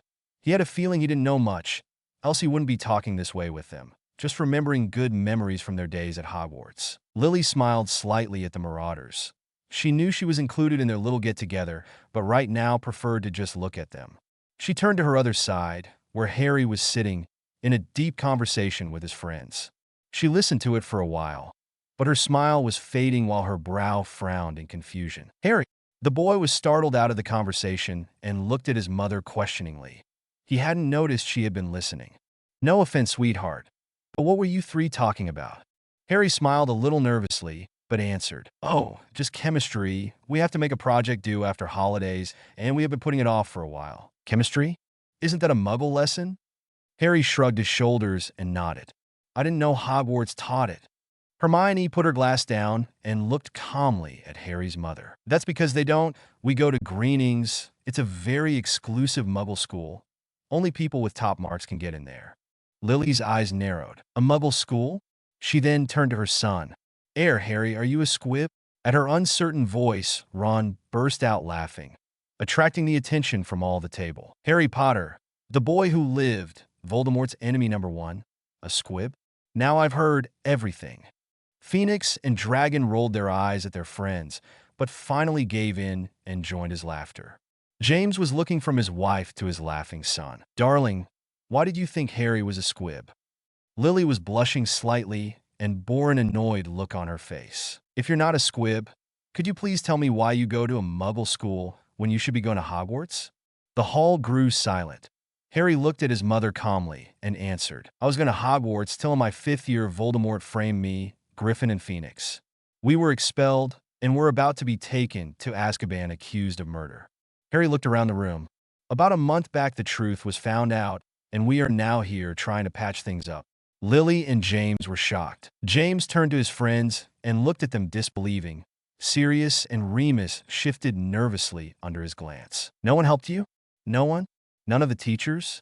Not even Sirius or Remus?" When Harry shook his head, James's gaze became dark, eyes sparkling with fury. "How could you? You didn't even try to see if it was true, did you? You!" Harry's calm voice cut his ranting. "Father, that's enough." "Harry!" But his son shook his head. "No, Father, this is between Sirius, Remus, and me. You can't judge something they did if you don't know the background. You have no idea what has been happening for these last 14 years, so you are not in a position to judge it." James wanted to say something, but Dumbledore cut his words short. "I think it's better if we move to my office. We can talk there about all this." Several people nodded, and they stood up. The Weasleys, except Arthur, and most of the teachers went away, sensing they should not be there, while the rest followed Dumbledore. To be continued, /n. Thanks for all reviews. Explanations. Disclaimer. I don't own any of the characters. The betrayal. Everyone sat down in Dumbledore's office.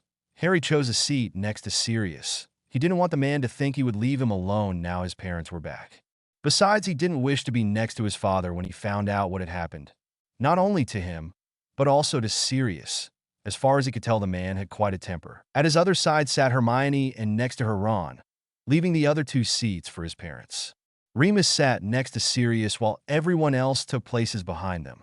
Dumbledore sat in his seat behind his desk with Fawkes perched comfortably at his shoulder. The old wizard looked around and sighed, knowing this was going to be one long morning.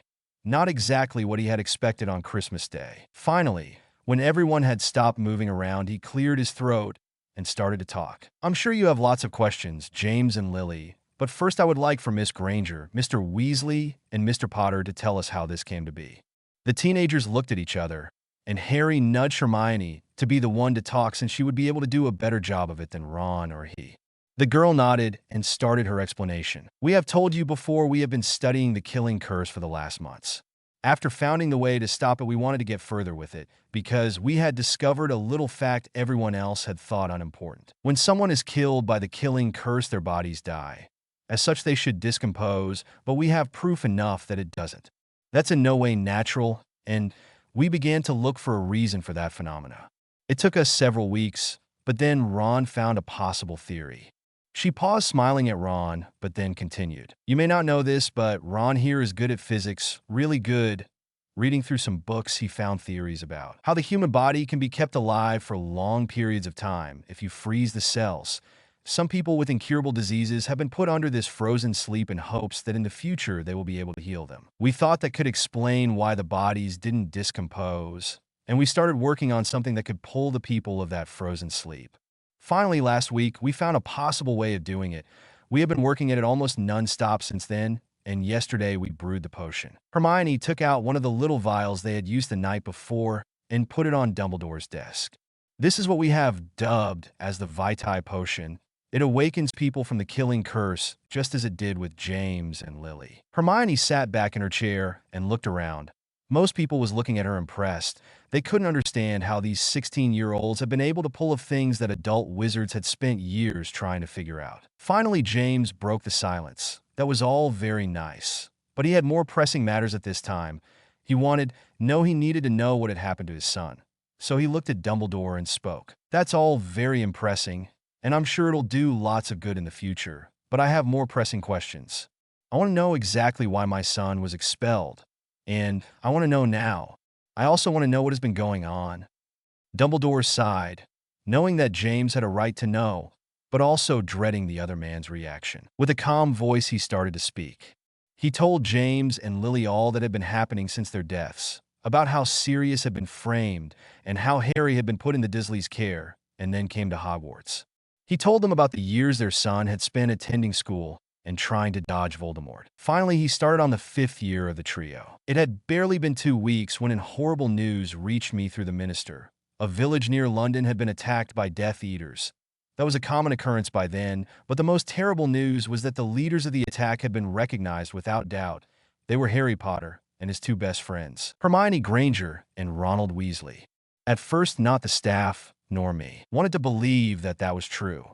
In an attempt to find out where the trio had been the evening before, we questioned some of their friends, but no one could remember seeing them.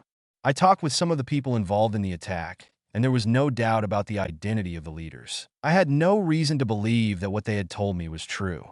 Even if Harry had fought against Voldemort more than once, I could tell he had changed a lot since the end of his 4-year, and Ron and Hermione had changed too. When they told me about the attack, I attributed the change due to the fact they had gone to the dark side, a thing I regret very much.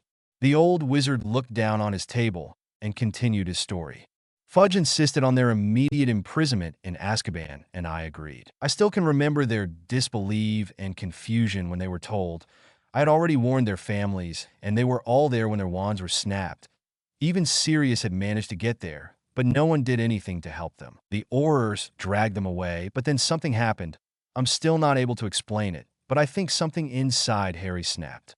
He threw all Aurors away from him and his friends, took Ron and Hermione's hands, and then they operated away, to God only knows where. During the following months, there were more and more attacks, and the ministry looked for them, combing out all Britain. They didn't find them. Finally, about a month ago, the ministry succeeded on catching them.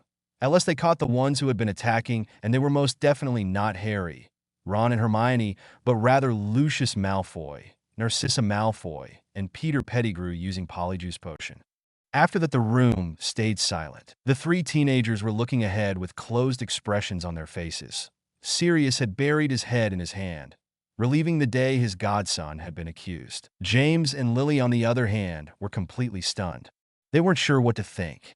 They were mad at Dumbledore and the other teachers for what they had done, but they couldn't help but wonder if in their position they would have acted differently. Also, they were horrified by what Sirius had been forced to go through, and they couldn't bring themselves to blame him for not helping Harry. Besides, as Harry had said, it was a matter between the two of them. Finally, Lily's shaking voice asked something most people had been wondering since the trio had returned. "What happened to you after you operated out of Hogwarts? What did you do?" To be continued, /n. Thanks for all reviews. Muggle World. Disclaimer: I don't own any of the characters. The betrayal. Harry looked out of the window, pondering of what they should tell them. Looking at Ron and Hermione, he could see they were also lost in thoughts. He knew they would want to know all what they had done, but there were some things.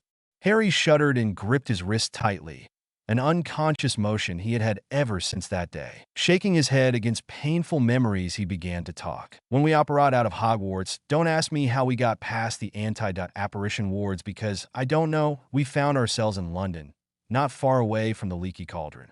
You can imagine we were a little shaken up, and it took us a while to start think properly again. Luckily, we had landed in a small side street where no one was walking." Flashback. Hermione looked around fearfully. They had left Hogwarts and all those horrible people who had hurt them so much. At that moment, she was not able to think about how they had done it. She just relished at the fact they were safe and away from that nightmare. Shaking her head, she gathered her thoughts and looked around. They were in a small street. It was a Muggle city without doubt, although she had no idea which one. A soft hand on her shoulder made her look up. "Hermie, are you all right?" Hermione nodded and stood up with Ron's help. Harry had already put his robes over his head and thrown them away. His face was blank, but his eyes were raging with anger and hurt. She looked at Ron and saw a single tear run through his cheek. Hermione silently looked away, knowing that if she kept looking at her friend, she would break down. They were alone and had not only Voldemort after them, but also all the ministry. With a small sigh, she discarded her robes. She wouldn't need them anymore. Never. Looking up again, she locked eyes with Harry. "What do we do now?" Her voice was hard. They needed to get a grip and do something. It was hardly a good idea to stay here for a long time. Harry also seemed to think that way, because his blank expression had been replaced by a pensive look. "First, we'll need money. Some time ago, I got some money out of my Gringotts account and transferred to a Muggle bank. I don't know if the ministry can touch it, but I want to get it out before they can keep it away. After that, we need to find somewhere to stay, so we can think further about what to do." Hermione nodded. "Let's get the money first. I have some money on my own we can get, but we need to do it quickly. In no time, all London will be looking for us." Harry nodded distractedly. He seemed to be concentrating hard on something. Ron looked him over concerned, but before he could say anything, a soft tingling passed through his limbs. He looked down confused and saw his pale skin was now slightly tanned. A gasp from Hermione made him look up, and before him, he saw two people he had never met before. The girl was looking at him with the same stunned expression he was sure his face had adopted. When it finally clicked that the girl standing in front of him was Hermione, he turned to the other boy at the same time that his friend. Harry was smirking slightly. "Sorry about that, guys, but we couldn't really go out looking like that. They would be on our tracks in no time." Hermione was gaping at him. "How on earth did you do it?" Harry shrugged his shoulders. "I have no idea, Hermie, but right now we don't have the time to theorize about it. We can do it when we have found somewhere to stay." Still slightly stunned, his friends nodded, and Harry turned to look at the robes. Concentrating once more, a small fire started on them, burning them to ashes. The three teenagers looked silently while the flames consumed the robes. There was no way back. They just needed to get going. In flashback, Harry looked pensively around him and then continued, "We left the street, got to a Muggle bank, and retired all our money of it. Then Hermione led us through the subway to another part of the city. It was much safer for us to stay in London because it is a very big city. For that night, we rented a room in a hotel, and there we asked if they could help us find a house. They were very helpful and immediately gave us different directions so we could find a decent apartment. A few days later, we had rented a house and settled in. We became friends with our neighbors, especially a lady living next door. Hermione continued from there. The next step was getting enrolled in a Muggle school. We knew our money would last us a while, but we could not live all our lives on it. So the first thing was getting a good education so we could later find good jobs. We were once again lucky. The woman next door happened to be the headmistress of a little school near where we lived, and when we told her we needed to get enrolled somewhere, she helped us out. Another big problem was our education. Harry and I had gone to Muggle school till we were 11, but Ron hadn't even done that. We had a lot to catch up. Hermione grinned. That were some months. In a few weeks, we needed to catch up enough to get into the school without arousing much suspicion. Ron groaned. Those were the worst weeks of my life. Hermione rolled her eyes. It's not like we had anything better to do. Good point, go ahead, Phoenix. I still don't know how we did it, but a month later we began to attend school. It was really weird. We didn't make friends, usually kept to ourselves, and even so we weren't really outcasts. People liked us well enough. Life was very dull. That is till Christmas came. Dragon and Griffin looked sharply at their friend. With a sharp voice, the redhead spoke. I don't think it's necessary to tell them about that Christmas, Phoenix. The girl looked at him calmly. They have a right to know. Maybe they do. But have you thought of what this could do to them? Ron's words were barely a whisper. Hermione looked away and nodded sadly. They will have to deal with it, Griffin, like we had to. Besides, they will find out sooner or later. Ron looked over at Harry. What do you think about it, Harry? Harry's face was devoid of emotion.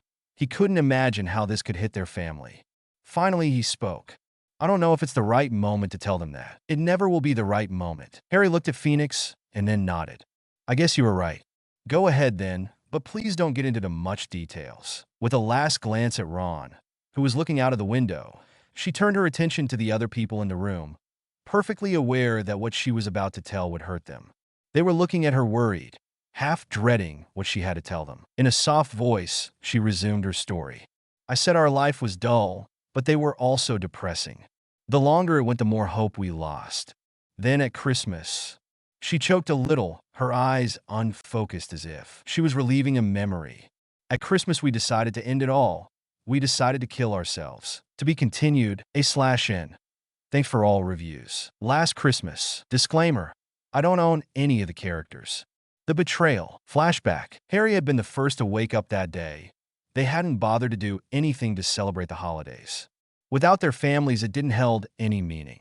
He put up the coffee, brushing away his messy hair, and sat sadly on the kitchen's table. He knew he was depressed. Since some days now, life had been becoming more meaningless, and if it wasn't because he needed to protect Ron and Hermione, he would have ended it a long time ago. At the smell of fresh coffee, his two friends found their way downstairs, and Harry gave them their drinks. Neither spoke a word. Harry could see they were just as worn out and depressed as he was. They drank their coffee and then stayed there for a while, each lost in their own thoughts. Finally, Hermione moved. She walked to one of the cupboards and took something Harry couldn't see. She returned to the table, and Harry was startled when she put a knife on the table. Harry felt Ron's gaze move to him, and then they both looked at Hermione. Her head was bowed, and her eyes were fixed on the knife. Her voice was very soft when she spoke. I'm sorry, guys, I can't handle this anymore. Everything has lost its meaning. I'm not longer able to live in the Muggle world, knowing that Voldemort and the Ministry is after us, all trying to kill us. I've tried, but I'm not strong enough anymore. Harry saw Ron lick his lips and then nod. I have to say I was thinking about it too. It's just a much. He then turned to Harry. You must be so disappointed in us for all the trouble you have gone through to keep us safe. Harry smiled sadly and shook his head. No, Ron. I would have ended it much sooner if you hadn't been around. With a deep breath, Harry was the first to take the knife. I guess this is it, guys. We have fought and we have lost. I'll see you later. And with that, he pressed the knife against his wrist, making a large gash that immediately started to bleed. After cutting his other wrist, he passed the knife to Ron. The other boy was looking pale, but determinedly following his lead, shooting both his friends small smiles. Lastly, Hermione took the knife and did the same. Then she put her hands on the table and extended them to her two friends, who each took one of her hands and then took their own. They sat at the table for a while, their blood mingling together, looking at each other steadily. Harry was the first on to begin feel woozy, and with a sigh he leaned his head on the table, closing his eyes, never letting go of his friend's hands. He felt his friends shift a little, and then let the darkness that had been surrounding him for so long engulf him and sent him to oblivion. The last thing he heard before falling unconscious was a high-pitched scream, but he didn't have the strength to wonder who it was. It didn't matter anymore. The blackness was slowly receding. Harry could see a light just in front of him. He wondered if he should go to it or he should stay where he was. There was something in the light that was calling him. It was a warm, soft song. He knew he had heard that song before, and he grew curious. Slowly, he moved to the light and then saw it. Before him was a beautiful phoenix. It was larger than Fox, and his feathers were all gold instead of mostly red as Fox was. The bird continued to sing, and Harry felt someone else approaching and was only half surprised to see Ron stop to a stand next to him. He was looking just as he had when they had left Hogwarts. All charms had been lifted. The redhead looked for a while to the phoenix and then turned to Harry. "We can't even kill ourselves in a normal way." Harry chuckled, but a new voice answered. "What would be the fun of just dying?" Both boys turned and saw Hermione approach. Harry smirked at her. "I don't know, maybe things could go our way for once." Before the girl could answer, the phoenix stopped singing, and the trio turned to look at the bird. A soft voice started to sound in their heads. "Hello, little one. I didn't expect to see you so soon, neither to see you summed in darkness. It was also unexpected you brought along your friends." Harry, guessing the bird was talking to him, asked, "Where are we? Why have you brought us here?" "It's not your time yet. You cannot die now. As for where we are in your mind, little one." Ron and Hermione looked at their friend confused. "We are in Harry's mind?" Hermione frowned. "How do we get here?" "I brought Harry here to talk to him. But when your blood mingled together, you became bonded. You are now blood siblings. Your powers have grown due to Harry. Your intelligence has grown due to Hermione, and your strength has grown due to Ron. You complement each other like no one had ever done before." Harry rolled his eyes, exasperated. "Great. We want to kill ourselves, and the only thing we have done is gain more strength. Why does this always happen to us?" The bird gave them an annoyed squeak and glared at them, making the kids flinch. "That's not a matter to laugh. You have tried to hurt yourselves. You could have died." Ron was about to say that was the whole point, but he didn't dare when the phoenix turned its head to him. "Now listen.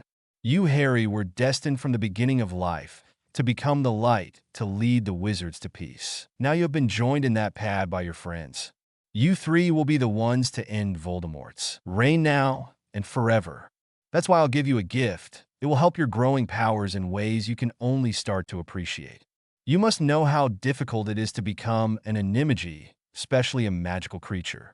That's why I'll give you your magical forms. Hermione, from now on you will be known as the Phoenix. Your animagi form will be a phoenix, for you are smart and pure.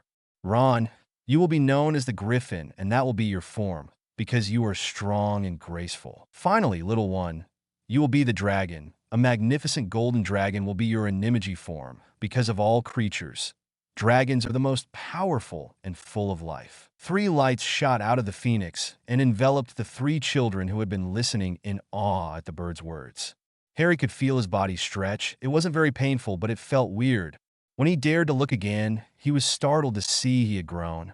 In front of him, he could see 2 phoenixes, and at his side was a griffin. The voice of the phoenix sounded again. "To change, just think of your human forms." The 3 obeyed and became human again, a surprised look still lingering on their faces. "It's time for you to return. Be careful, young ones, for much depends on your lives. You need to life for life itself to continue." The children looked around. The darkness was slowly fading, and the bird's form became fuzzy. Harry took a step towards it. "Wait!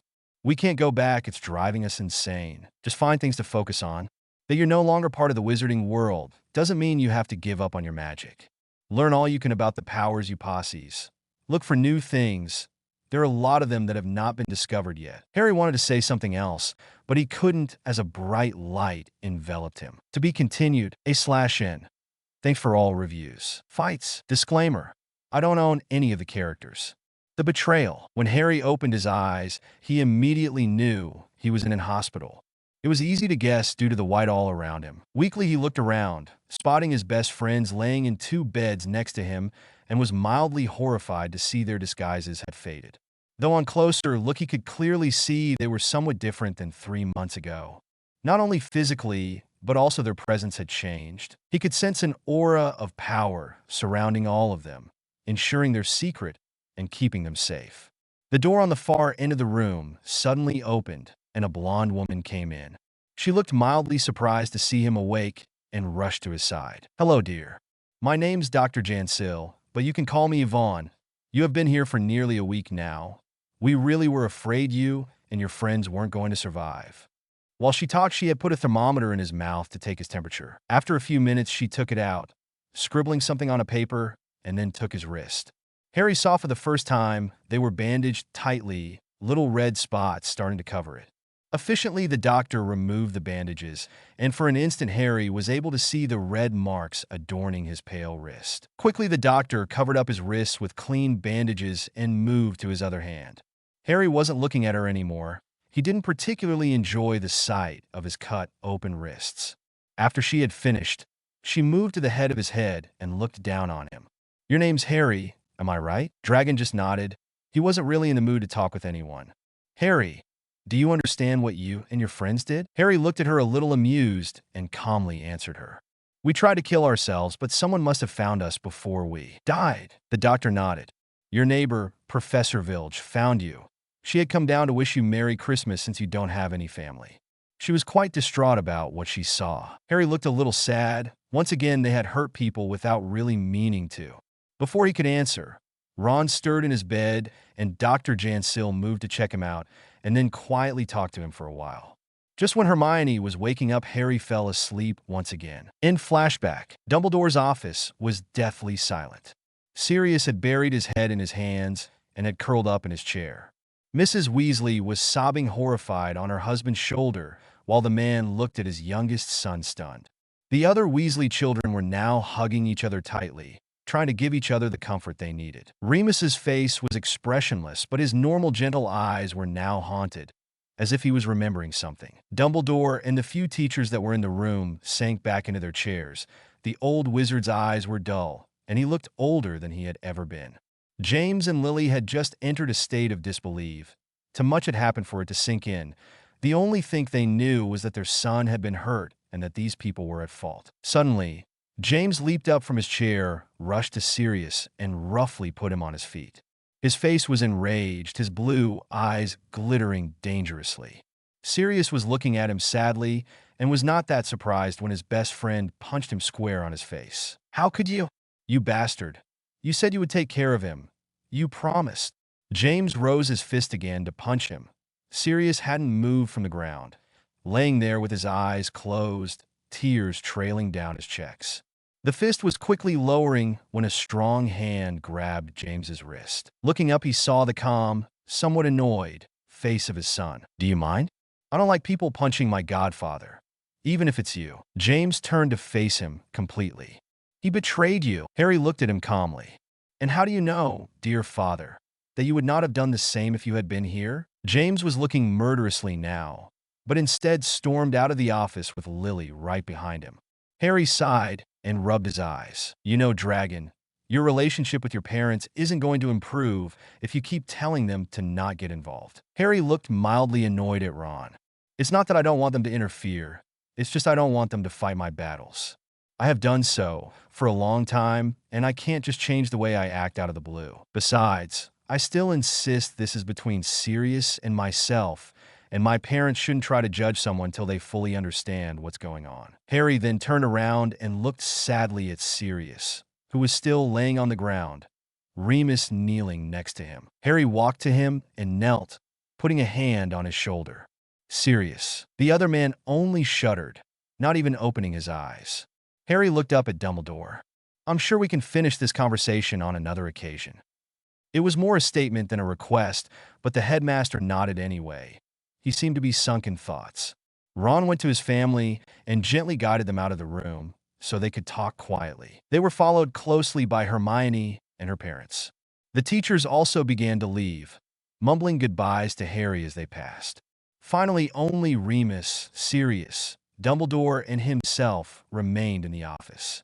Looking once again to his godfather, Harry took one of his arms and carefully put him on a sitting position. Sirius's eyes flew open when he felt a gentle hand touch the place James had punched him. Looking up, he saw Harry's hand was now glowing softly, and the pain on his jaw was reduced to a dull throb. Then Harry motioned for Remus to take his other arm, and between the two, they hauled him up, tightly preventing him from falling. "Come on, we better find some place to speak calmly." Remus nodded, and with a final nod to Dumbledore, they slowly left the office. To be continued, A/N. Thanks for all reviews. Talking. Disclaimer: I don't own any of the characters. The betrayal. Remus and Harry led a still, dazed Sirius to the room he shared with Remus and sat him in an armchair in front of a roaring fire. Remus left the room to get some hot chocolate, leaving them alone. Harry looked at his godfather for a while. He could clearly see the self-loathing in his eyes, and it tore him apart. Surely the man had a part in what had happened, but it was not all his fault. If only they had been stronger, if only they had not given up, Sirius would not be going through this. He didn't deserve it. The man had already lost too much in his life, and now, when he had just regained his best friend, he was losing him again because of something that had been out of his control. Harry sighed and sat down next to his godfather. It would do him no good following that train of thought. It only was depressing, and he couldn't allow himself to fall into it now that his godfather was so close to it. He needed to be strong for the two of them and pull him out. Resolutely, Harry thought of the only thing he could do to pull Sirius out of the depression he was sinking in. "Sirius, you need to snap out of it. Not all of this is your fault. We have gone through this before.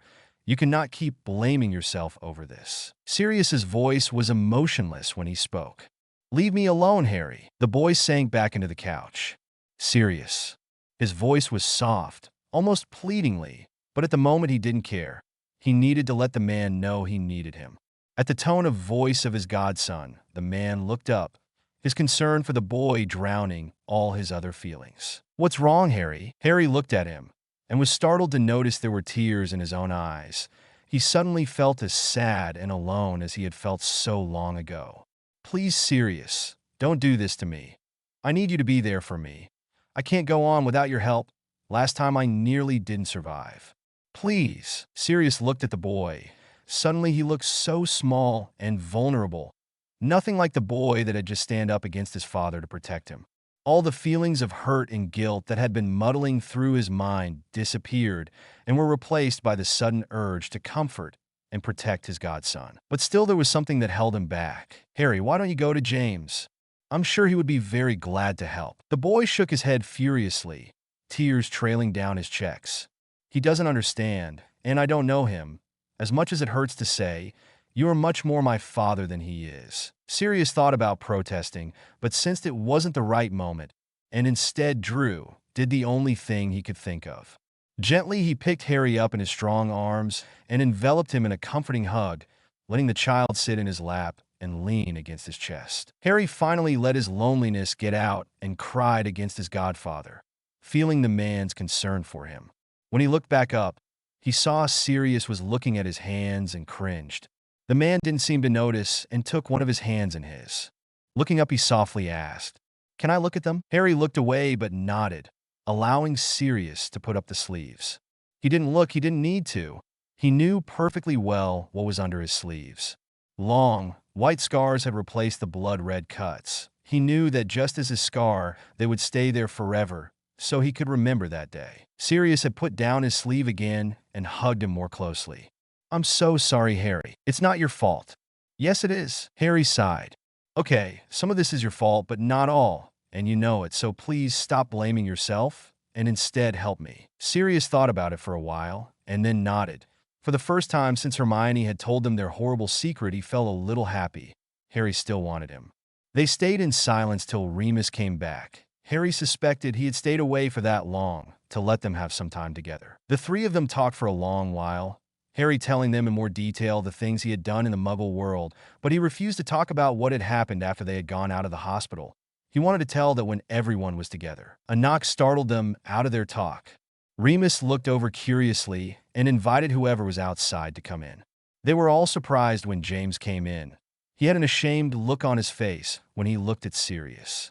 Harry looked at them and was glad he had moved from Sirius's lap. There was no need to increase the tension. Sirius, on the other hand, had tensed and was waiting somewhat fearful at his friend's words, the small hand of Harry in his, reassuring him that the boy was supporting him. Finally, James spoke. "I'm so sorry, Sirius. I don't know what happened. I guess I was just so angry and I had to take it out on someone." "It's okay, James. It was my fault." An annoyed sigh from his side made him smile slightly. Okay, some of it was my fault." He looked at his godson. "Better." The boy smiled up at him. "Much." Then he looked at his father. "Why don't you sit down? We were just talking about Quidditch." James smiled happily and sat down next to Remus. "So you like Quidditch?" Harry's face brightened. "Oh, love it. It's just the best sport in the world. I haven't been able to keep up with it while I was in the Muggle world, but these two were bringing him up to date." "I miss playing." "You play?" James smiled happily. Sirius laughed. "Played?" He was only the best damn seeker the Gryffindor house has had in ages. He was the captain when that happened.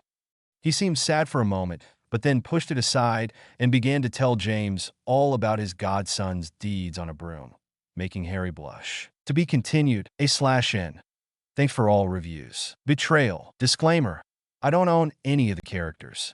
The betrayal. Another knock on the door interrupted their talk about Quidditch.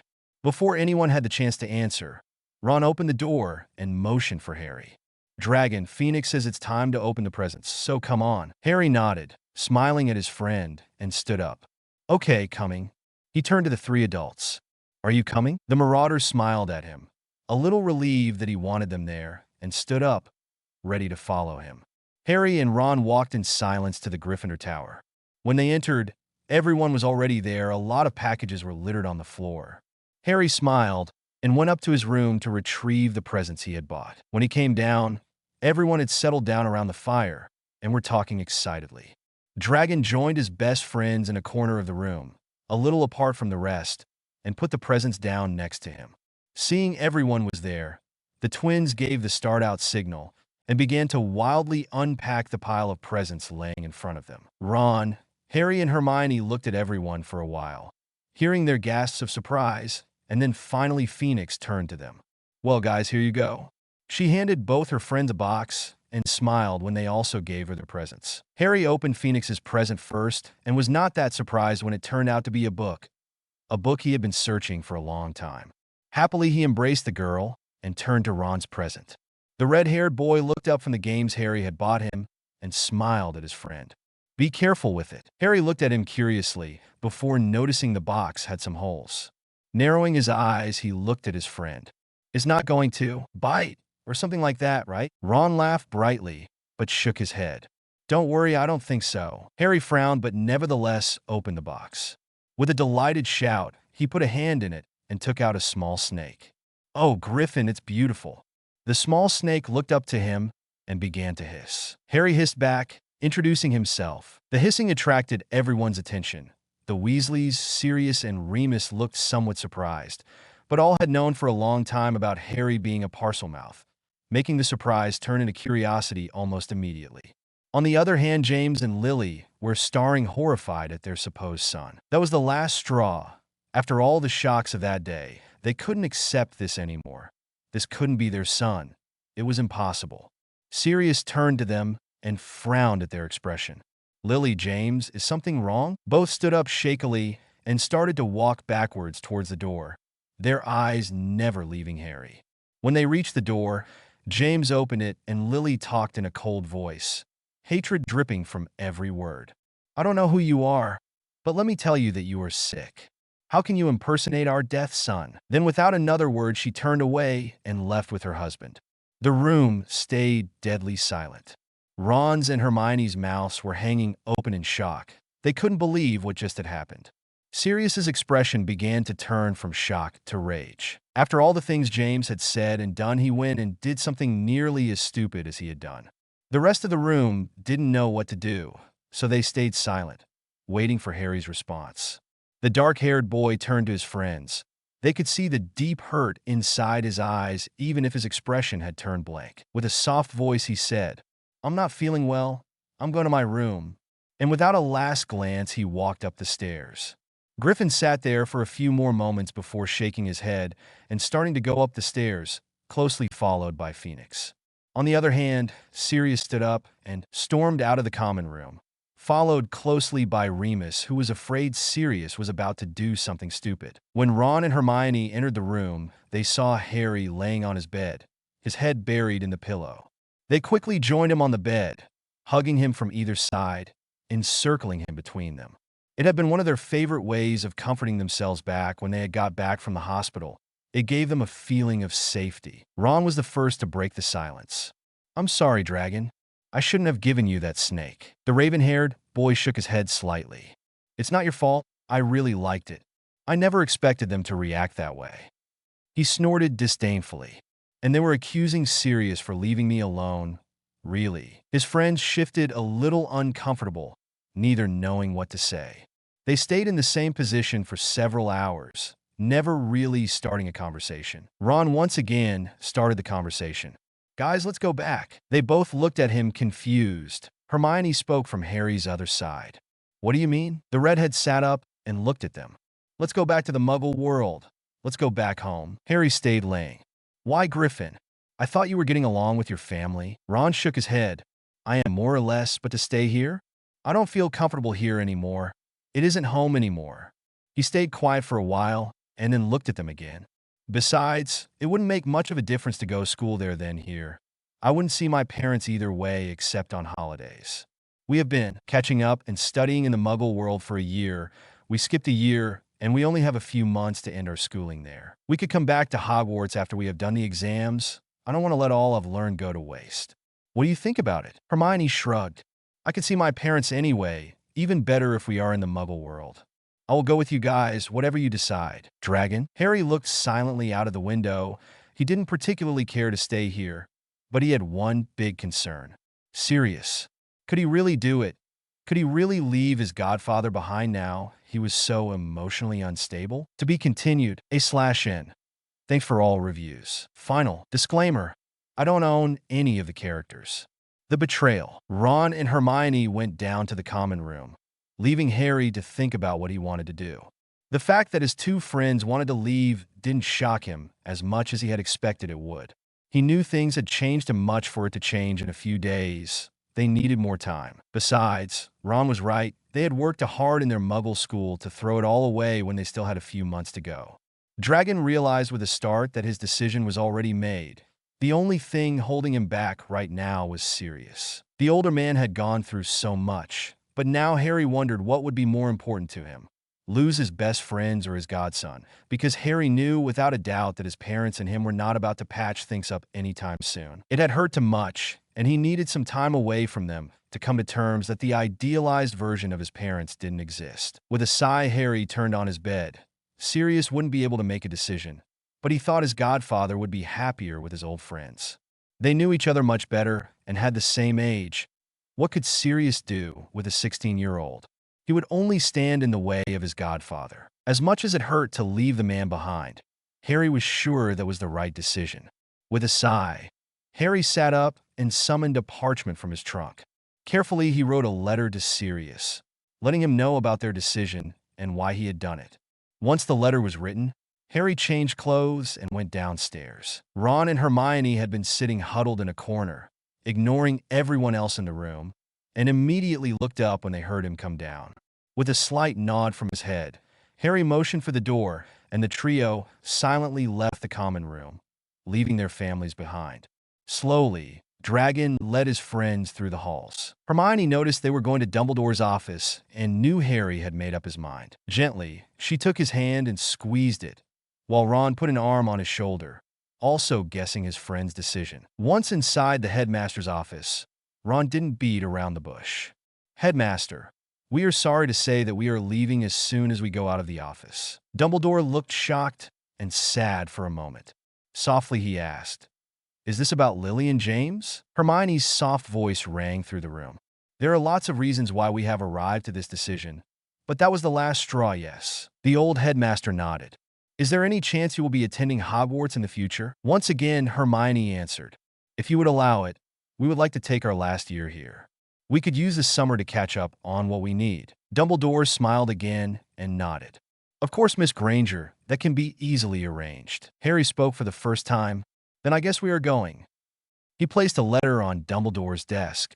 Could you give this to Sirius, please? Ron and Hermione also placed letters on the desk, and Dumbledore nodded in acceptance. With a final goodbye, Harry, Ron, and Hermione left the room and, summoning their trunks, left the castle silently. A few days later, the trio headed to the airport to greet their guardian. They were a little anxious to see her again. She had been for a long time their support, and they had missed her in the last days. The moment they saw her, Hermione threw her arms around her tightly, enjoying the comfort the older woman gave her.